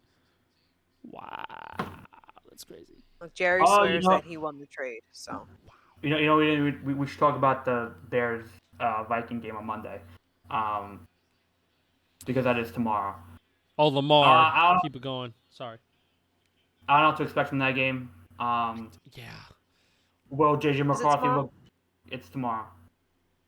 What's the game? The Bears and who? Bears and Vikings. Oh, not that interesting. I think, this is interesting because it's Ben Johnson's first game. And then you're also going up against Kevin O'Connell, who makes any quarterback look good. So is J.J. McCarthy going to look like the second coming of Christ? Or is he going to look bad? Right? This is what it is. Okay, you corrected me. Because I forgot that's right, he's playing. Oh, Buffalo! Oh! Buffalo, if they got Did they get it? That's it. Maybe it's Buffalo's year. Oh my God, I got the football. Derrick Henry fumbled it. Oh, no. Oh, they're inside the 30. They're inside the 30. Daniel's the one who called it. Daniel was the one like, the Bills can still win. They just need a touchdown, 2 points, another touchdown. What happened here? He just ripped it out of his hand. Wow. And they got it. They hungry. The Bills are like, nah. This game is fantastic, by the way. This is a Sunday Night Football game. It is. This is beautiful. This is great. It's beautiful. Because this game has like defense, not really, but then like it's got great offense. In clutch moments, there's good defense. Like, look at this. It's fantastic. The score is fucking 40. For a first game, so this is exactly what we want as fans. Exactly what we want. And they could tie it up, go to overtime. Ooh. They're at the 30. Oh no. But sure. The Bears in Minnesota. Guys, okay, so let's have a serious conversation. Hold on. Is it Josh Allen's year? Oh! Josh Allen's year. He's at the fucking one. He's at the fucking. Josh Allen's year? Sure. Yeah. It's his year. Fucking, you see the shit he's doing? Yeah, it's his year every year. Just a matters of if he's gonna win the Super Bowl or not. Oh no, but it gets better every year. Tush push. Nice stop. No, I don't think they got it. Didn't get it. Jesus, we're going 2 in the morning. Jesus Christ. I mean, what a dart. Well, I mean, that's a great ball. by Allen right there. Wow, perfect. Laid it right on him. What? This is what I've always said about Josh Allen, right? What I said about Josh Allen is that he can make mid receivers great, just the way he throws the He's ball. a unicorn. That's the best way to describe him. Right. He's a unicorn. But great quarterbacks are able. Cook. But they got it. Touchdown? They No, he got got stopped. it. Wow. Whoa. Now they're pushing him in, 100%. This is touch push over. This has Get push right behind Josh Allen and put one hand on the left cheek and the other hand on the right cheek and get to pushing. Well, they need to get it now. Push that He a married tush, man baby. now. He a married man now. You got to push that married tush. Where's Haley Seinfeld? Get her in the game. Maybe he feels more comfortable with that. You know what's funny? Respectfully, haven't seen her one time on TV. That's respect right there. No. But I don't know if that's because I don't know if she's there or if she asked not to be shown, there. but they never show her. She gotta be there. It's the first game of the season. But we don't know her work schedule. She's an actress. She's probably out there working somewhere. But I just feel I'm sure she's been to some. You can take to see her husband's first game of the season. Come on, Jess. Come on. Listen, but you don't know their schedule. Come on. Yes, she does. She knows his schedule. Work around it. I'm saying, yeah. Excuse me. You know how much she gets paid to do her job? Stop. You know how much he gets? Do you know how much he gets paid to do his job? Do you know how much he gets paid to do his job? Well, that's why he's there on Sunday and she's at her job. He can work in the morning and fly out there in the afternoon to be there. No, it doesn't work like that. That's a mere relationship right there. Bro, that's what we knew the schedule in fucking May. Stop trolling me. We knew the schedule in May. She could have carved out some time in there and touchdown. Oh my god, the fucking Bills are they fucking are 2-point conversion away from fucking tying the game. Josh Allen. Josh, this is like his third touchdown in the game. Is it his third? This is mad. This is crazy. Now they have to get this 2-point conversion. This is big. They have to get this. Yeah. Yo, Harbaugh is stressed. Jim Harbaugh is stressed. Or other John's stressed right now. I will say, you know, that's what I'm saying, guys. Can it be a serious conversation about that maybe Josh has the potential to win this year? The Super Bowl? Super Bowl. He doesn't need another MVP. Maybe, yeah. He has the potential. Here we go. Shotgun. This is whoa. Oh, it's incomplete. It was knocked down. Somebody needs an interception. Somebody needs a fumble. They do have 3 timeouts. It's entirely possible they get the ball back. Maybe with the Ravens are gonna run this ball 3 times. I mean, that's just a tough ass fucking catch, man. I mean, Nate Wiggins, what a play.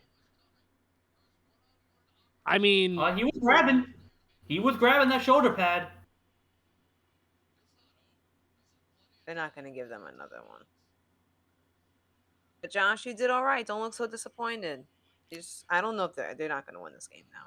Because well, you never know. Now they're a field goal away. Listen, they have 3 timeouts. You know, get a stop. Just saying, That's right.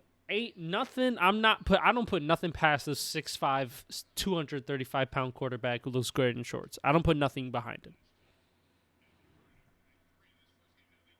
Wow, what a game. What a game this is. I love it. Oh, 78 points. Who would have thought?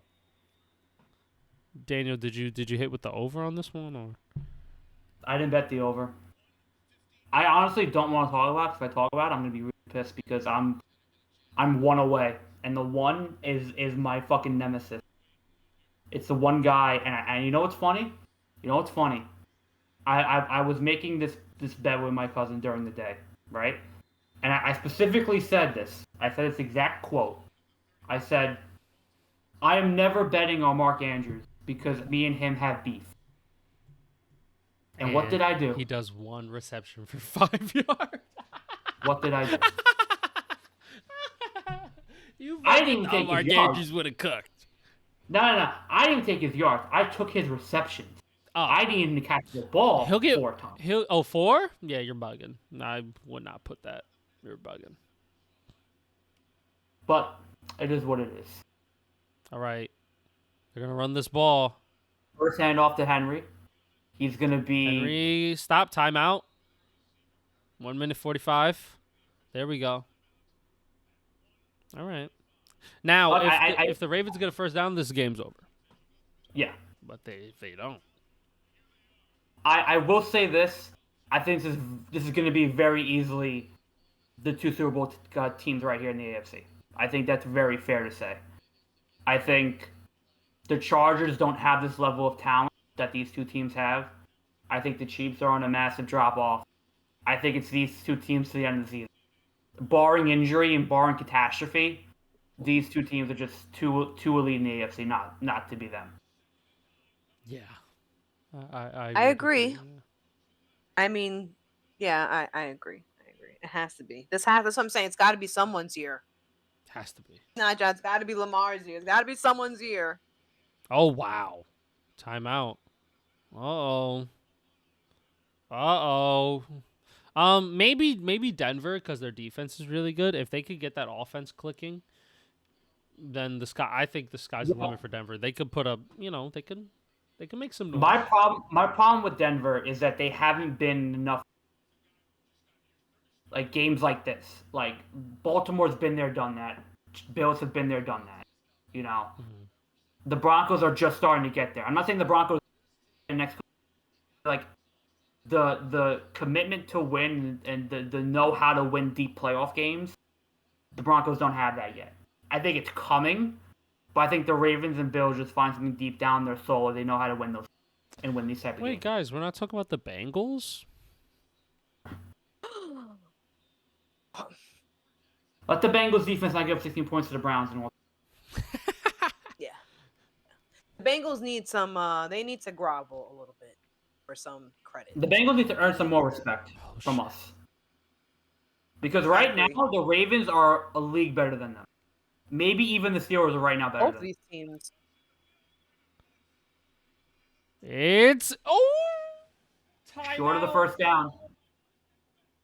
Now, how crazy is John Harbaugh? How crazy is John Super Harbaugh? crazy. He's brave. Whoa. Is Lamar limping? Whoa. Please, stop. No, don't say that. Stop. I saw him limp. Did he? My baby boo, stop, please. Did he get hurt? I saw him limp a little bit. Maybe he fell. Oh, he got fucking cracked. Oh, that's why he's limping. Holy shit. He got fucking smacked. Wow. Ate that shit too. Yo, is Josh really about to go out there? Oh my goodness. This is awesome. All right. They need a fucking fantastic punt here. See, I don't know whether we should keep this in the episode or whether we should cut all this out. We're keeping this. This is perfection. This is perfection, right? Be a 3-hour episode. Well, maybe this should start being our spiel. Maybe we should have live reaction. I like this. Yeah. You know, the other people do it. We Yes. should start doing that then. Look, we stole everyone else's idea. It's part of it. All right, where are they at? They're at the now 20. we just have to make a commitment to watch the game together. Josh Allen, all you need to get to is the 35. The 40. No, the 40. These kickers these days can get to the 40. But Matt Prater on like a day's notice, I don't know if I'm trusting him to kick it from 60. Respect. If you can get to closer. If Nick Folk hit it from 50 today, Matt Prater hit it from 60. Okay. 60 is a bit much, I will say. Closer. Get closer. Get closer. Shit, You don't force want him it. to get Yeah. 60. I'm Come saying on, get closer. I'm saying you can at least get to the 40 to have a chance. I'm saying you don't need the 35, but the 40 is reason. Allen looking. To get to. Shakir. Gotta hurry up. Hurry it up. They do have some time though. Like a minute 20. If they have good tempo to this, it's a minute 12. Time's ticking a bit. They have to stay calm. They have to. Who's the OC for the Bills again? Butterfingers. Isn't he new? Fucking time to get Butterfingers, huh? Oh, what a catch and gets out of bounds. Ooh. Who's the OC for the Bills? Joe Brady? Joe Brady? No, okay. Is it still Joe Brady? Is it still Joe Brady? I thought he went to college. I thought he was in college. No, he's there. He's still there? Yeah, he's All there.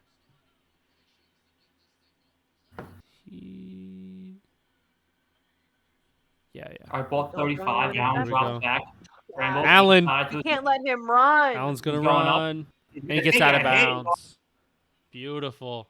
39. Okay. Yo, Josh Allen is like a wild horse.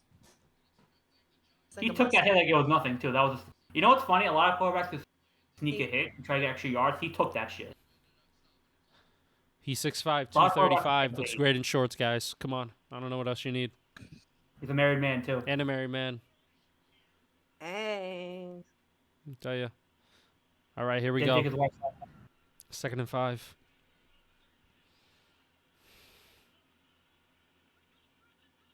Shotgun, trips right. Oh! Calling What for the start. fuck is the flag Did they jump? for? Yep. Oh, it's a 10-second runoff. Oh, you're right. False start. Oh, No, that's it's not the second runoff. That's only intentional groundings. Oh, no runoff? Okay, good. Thank you. No. Who jumped?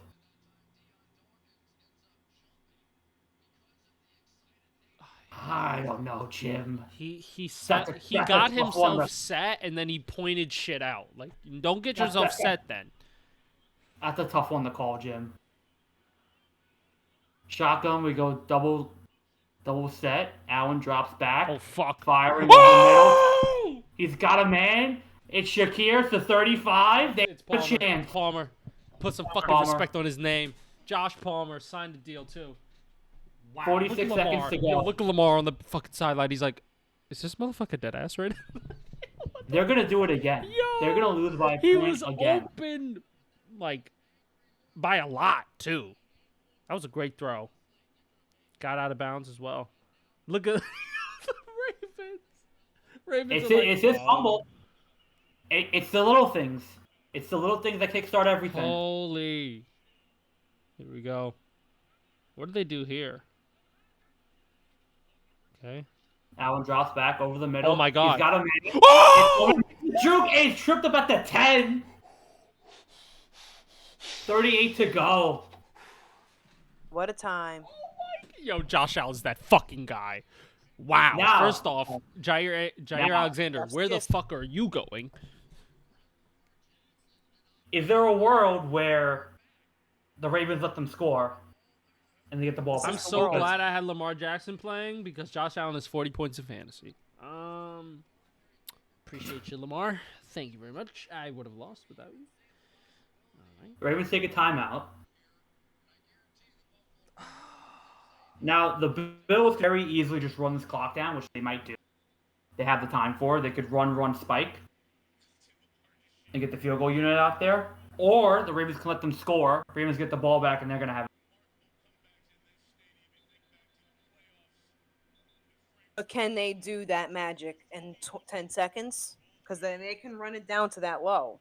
Well, it would be touchdown and then kickoff, so that they'll have probably 25 seconds and timeouts to work with to go the length of the field. Fuck, Josh Allen is good. Look at Mark Andrews. Haven't done Yeah, shit I all think he's game. great. Get off camera. Bum. Yep, they're going to take the knee. Who? Mark Andrews. They took a knee. Oh. And then they're gonna... Oh, Baltimore took a timeout. For no reason. No, I mean, okay, I kind of get it. Yeah. Now, how cold is it in Buffalo right now? It's a fine. It's that like cold. 57, 58, 56, 55, around there. Not bad. It's good. It's a balmy 57. It's good. And I don't No, like it's- how cold weather's coming so quickly. yeah, I don't like it either. It was a very short summer. Yes. Okay, come on, Prater. Like all of August was cold.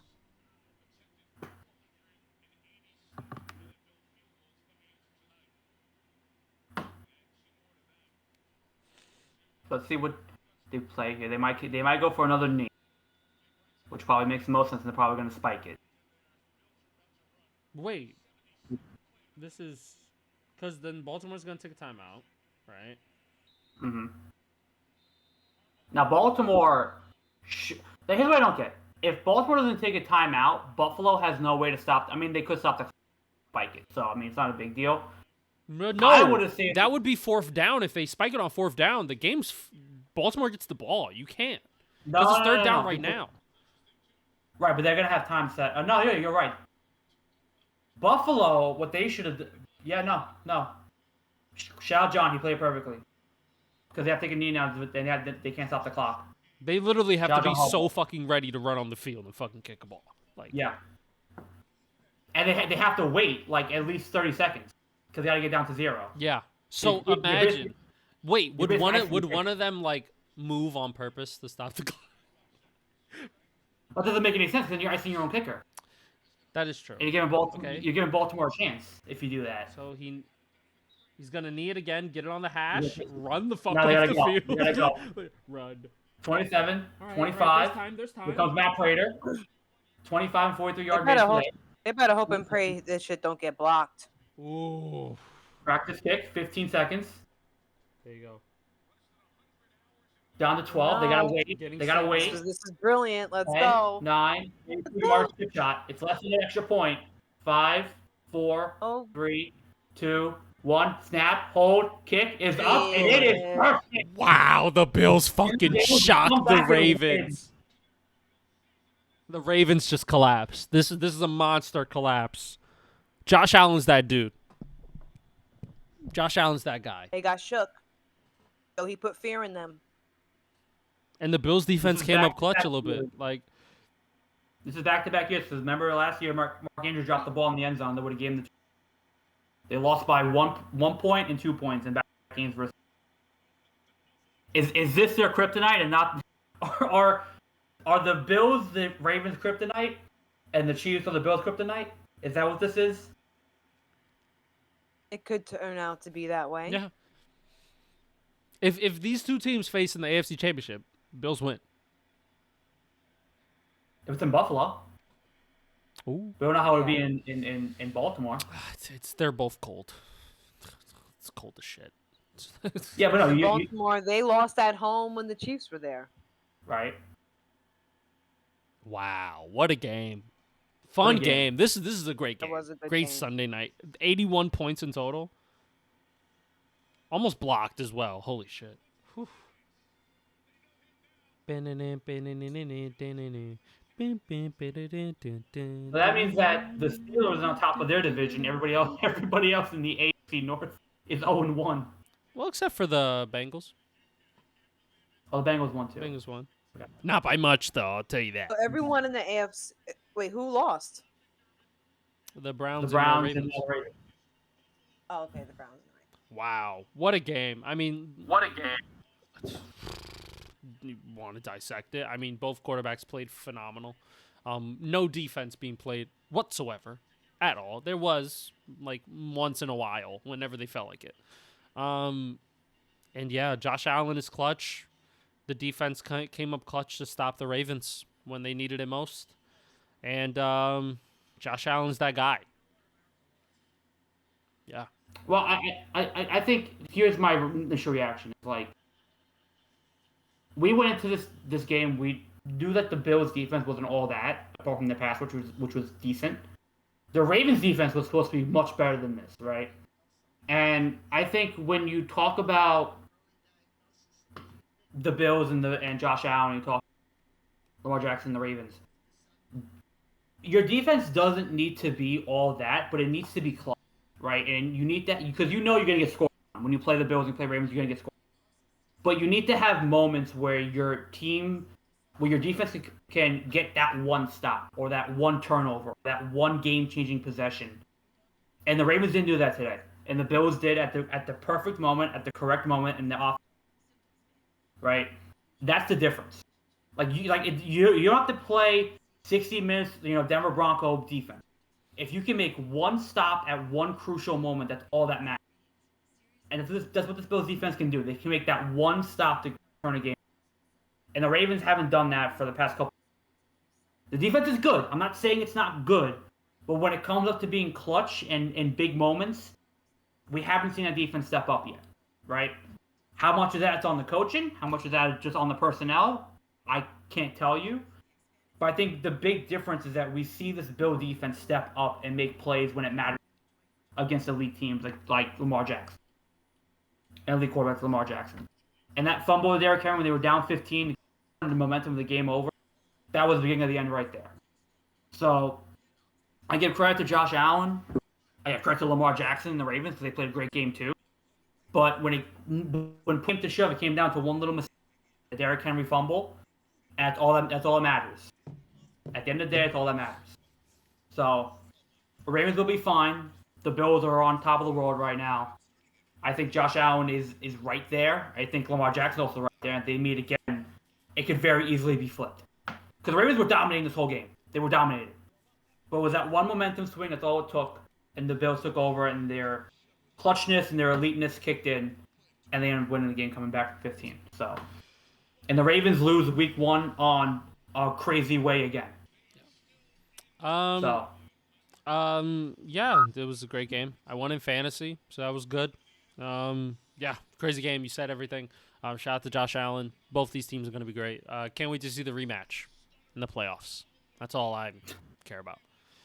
Yeah. Jesse, got anything? Great game. 1000%.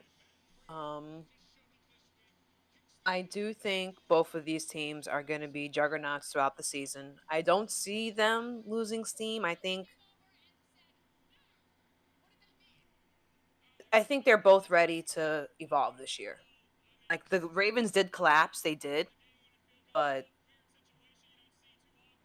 I still think that they should end up exactly where Daniel said. These are the people we need to see in the AFC Championship. These two teams. It has to come down to one of these two. You're right. Well, anything else we want to touch on? Anything else we want to talk about? In football, no. But we should talk about some other sports because we're a sports podcast. We'll go quick. There's not much. NBA and WNBA Hall of Fame strike. Or yesterday. Carmelo Anthony, Dwight Howard make up the NBA class, and Sue Bird, Maya Moore, Sylvia. And the Dream Team of 08 got inducted. So yeah, shout out to them. Great careers. Hall of Fame deserved. Even though Melo and Dwight never won a championship, but NBA Hall of Fame is the NBA Hall of Fame. Everybody gets in. So, that's my stance on it. But Sue Bird, Maya Moore, and Sylvia. Kawhi Leonard contract. What's going on here? Do we know? I feel like that deserves its own separate video because this is tricky. It's a tricky one. Because I still don't get it. Apparently there was like money laundering, and they put something in his contract to where they paid him this amount of money so they didn't have to pay him with the salary cap of the NBA, and basically they were trying to avoid the salary cap. And they did it in ways of which it's illegal to do in the NBA. So the NBA is investigating it to see if it broke the rules. And if it did, they'll probably lose draft picks. They'll probably lose... they'll probably get fined heavily for this as well. Yeah. Maybe Steve Ballmer gets suspended or something. I don't know. I've never heard of anybody trying to do this before, let alone investigated. So I'm not too sure what what do you call it? The consequences are.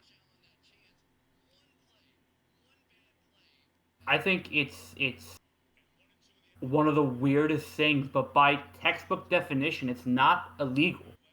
Just the way everything went down makes it look shady, right? So from what I understood is that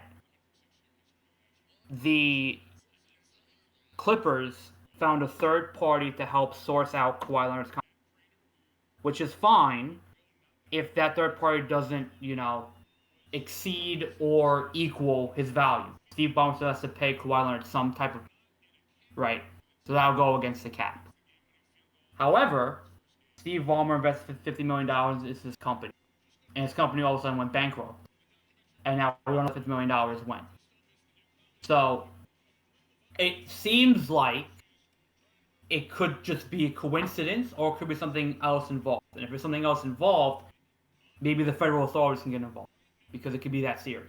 So it's a very interesting legal situation that involves Kawhi Leonard and his contract. But like Kawhi, we don't know how involved because technically this is an endorsement by this company, but he never did an ad and he never did a media. He never did anything. And this media company is real. It's legit.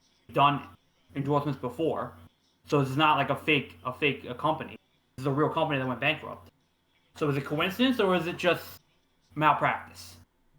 That's the question. Now Kawhi can end up getting hurt. I don't know. Steve is probably take the biggest hit on this, but the situation is very weird. Before, Yeah, I probably have to do more research on it to come to my conclusion. But it's if he is caught doing the shady shit, yeah, he's I don't know because he owns the team. I don't know like if he could just like they have to suspend him, or do they just like kick him out of the league? it could get to that level, because basically it's like you didn't pay this guy his contract, and you took $50 million for yourself. It's basically what it's looking like. So wait, they never paid him? Paid him? No. So the third party, the company, paid Kawhi. So Kawhi got paid. Kawhi got paid regardless. However, Steve put in $50 million to the company and then took that out, and the company went bankrupt. So you see how that could be a problem. From these people. So now, is it coincidence or was that intentional and viewed as malpractice? That's the discussion.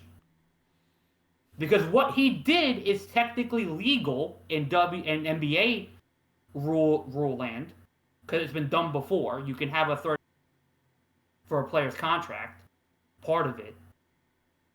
But is it too coincidental everything went down? That's the argument. That's going to be the investigation. So, and it could get federal. So we'll see. But there's a lot of legal jargon going. All right. Anything else? Did you see this Philly fan being an absolute ass? I think I did. Is it at the ball game? The Phillies fan? Yeah. Yes. She was a Karen. I heard. Did she take the ball from a kid? I'm gonna share my screen. What an awful dirtbag. You know what I mean? Like, who does that? Who does that? Well, remember last week there was some guy who took it from a kid. Yo, people are dirtbags, yo. I mean, people are, dirtbaggish. They don't give a fuck if you're a child or not. Where's your class or The shame? dog eat dog world, bro. Be faster. Move faster.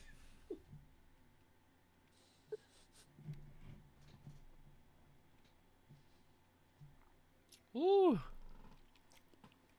You gotta be quicker than that, 8-year-old. What's wrong with you?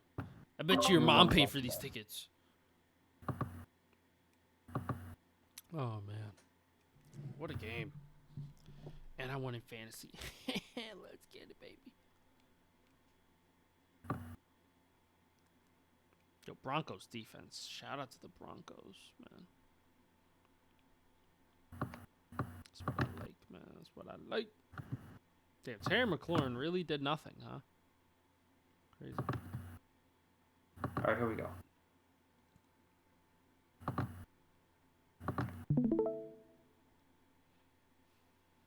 So this is the video, right?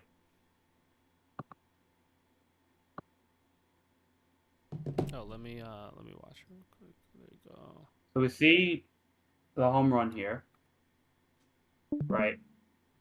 So we see the fan catch the ball. Actually, no. This is it. So this is her. Oh. So this is it. So there's the home run. First off, absolute moonshot. First off. Right. Sent that shit into orbit.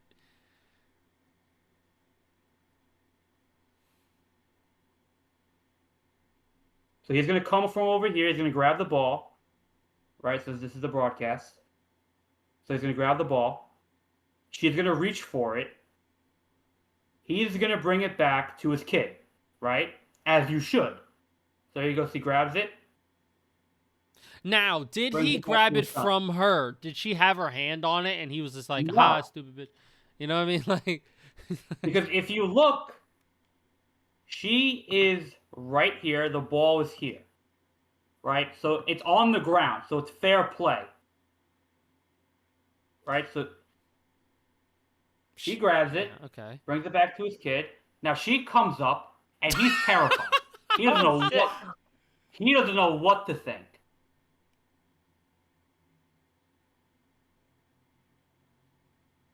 Whoa, whoa, whoa, whoa. Another woman besides my wife touching me? She's a loser. Whoa.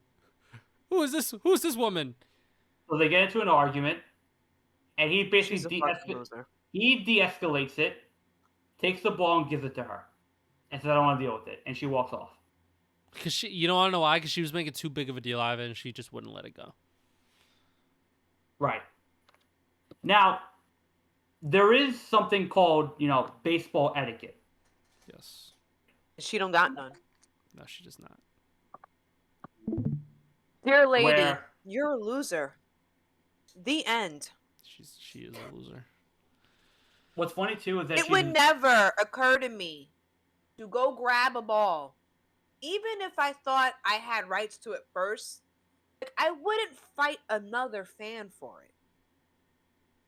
Much less a child is involved. Like, you have to be really fucking stupid and terrible.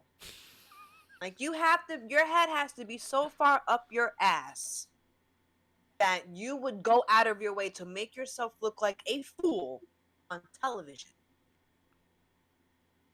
Like, what a fool. Like, what an idiot. Like, and people probably know her. Imagine being friends with someone like that. Allegedly, she's a school administrator. Ugh. I bet you the kids hate her. I bet you all the students and all the faculty and all the staff are like, we hate this lady. I bet you. Yeah, even with her haircut, I know she's insufferable. You know what I mean? Yes. Like, Oh, I just- thought the same thing, just, Louis. like- I was like, oh, we know what this is. Like, we know. when it comes to like voting time, she's the one who asks you. So who did you vote for? What do you stand for? She's the one person who Hmm? thinks. She's the one person who thinks her opinion is authority. That's that type of person. Ugh. Like, she's definitely like terrible. And she definitely has cats. Terrible. 100%. She doesn't have a dog. Yeah, for sure. Crazy. So the story does end good because the kid did get a signed ball and bat from the guy who hit the home run after the game. Hey. So he Which did is way get more some- valuable than that ball that she took. This kid got fucking signed shit. Like, oh, good for him.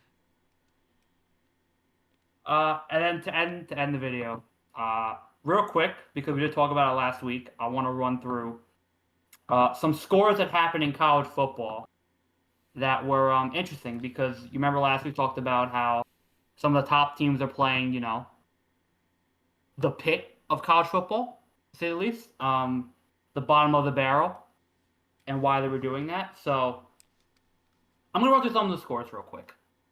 So Ohio State played, and I want you to remember, these are professional Division I NCAA football teams that all get paid NCAA Division I money and NIL and have media rights.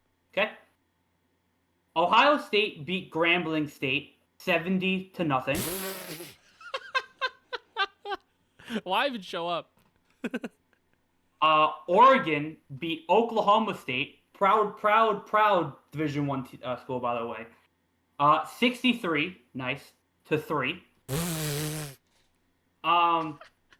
Texas, in Arch Manning's redemption game, beat San Jose State. Remember San Jose State from last week?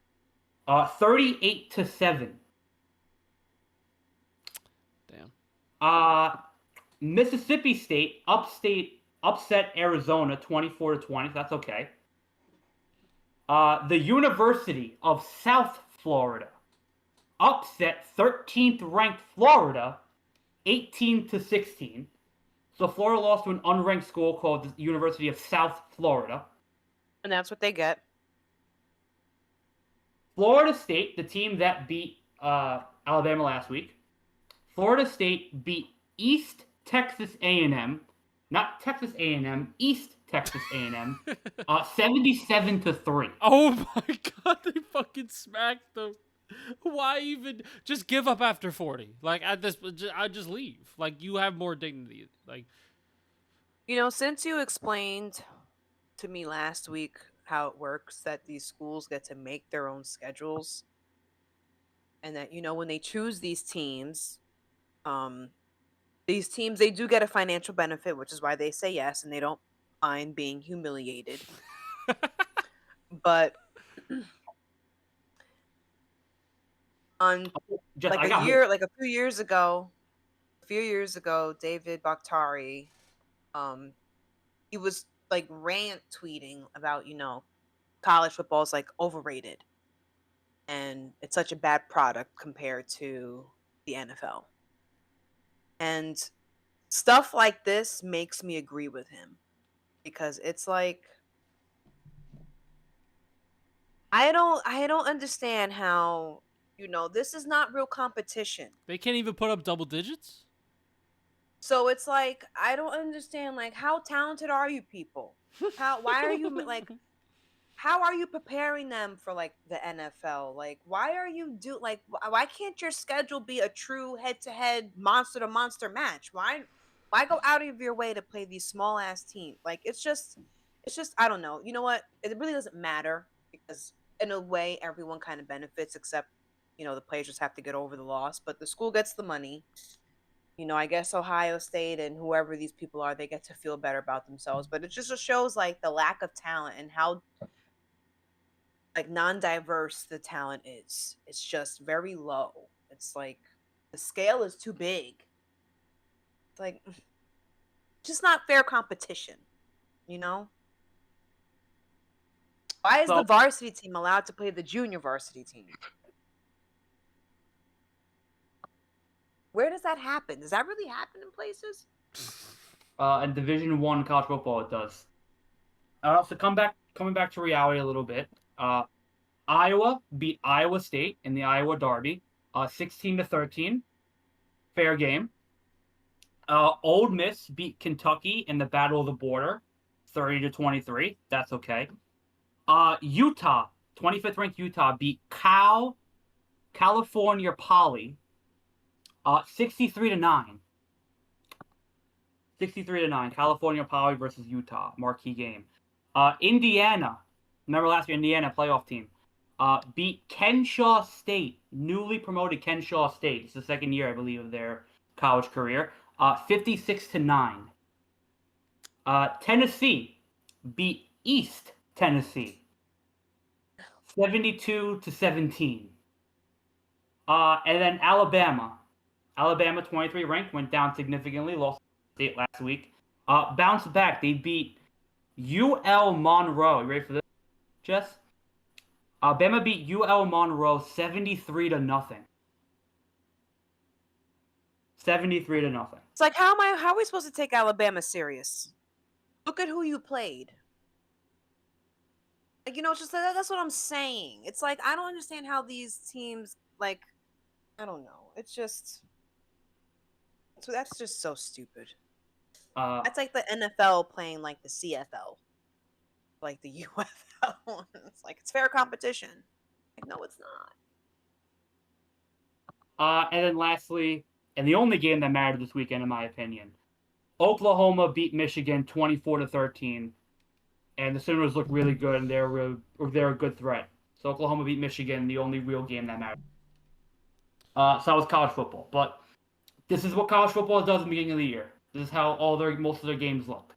Until we get to October, this is how it's going to look. And this is why when we do, NFL drafting and we see numbers, some of these numbers are a little bit inflated. And this is why. So just you got to keep that in mind as you're watching and looking at stats and numbers. And like, oh, but Arch Manning has 5,000 passing yards. He got 1,000 versus Grambling State. Yeah. So it's You know. I So don't know.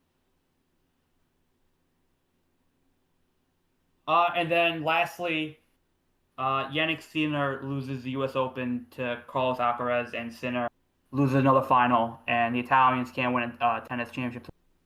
So, tennis is the worst sport in existence. The U.S. Open is over. Match trends can go back to Thank normal, God. and the trains can go back to normal. We move on. Great. Oh. Oh, we can't win the tennis. It's Sinner. I hit the ball. I hit the ball.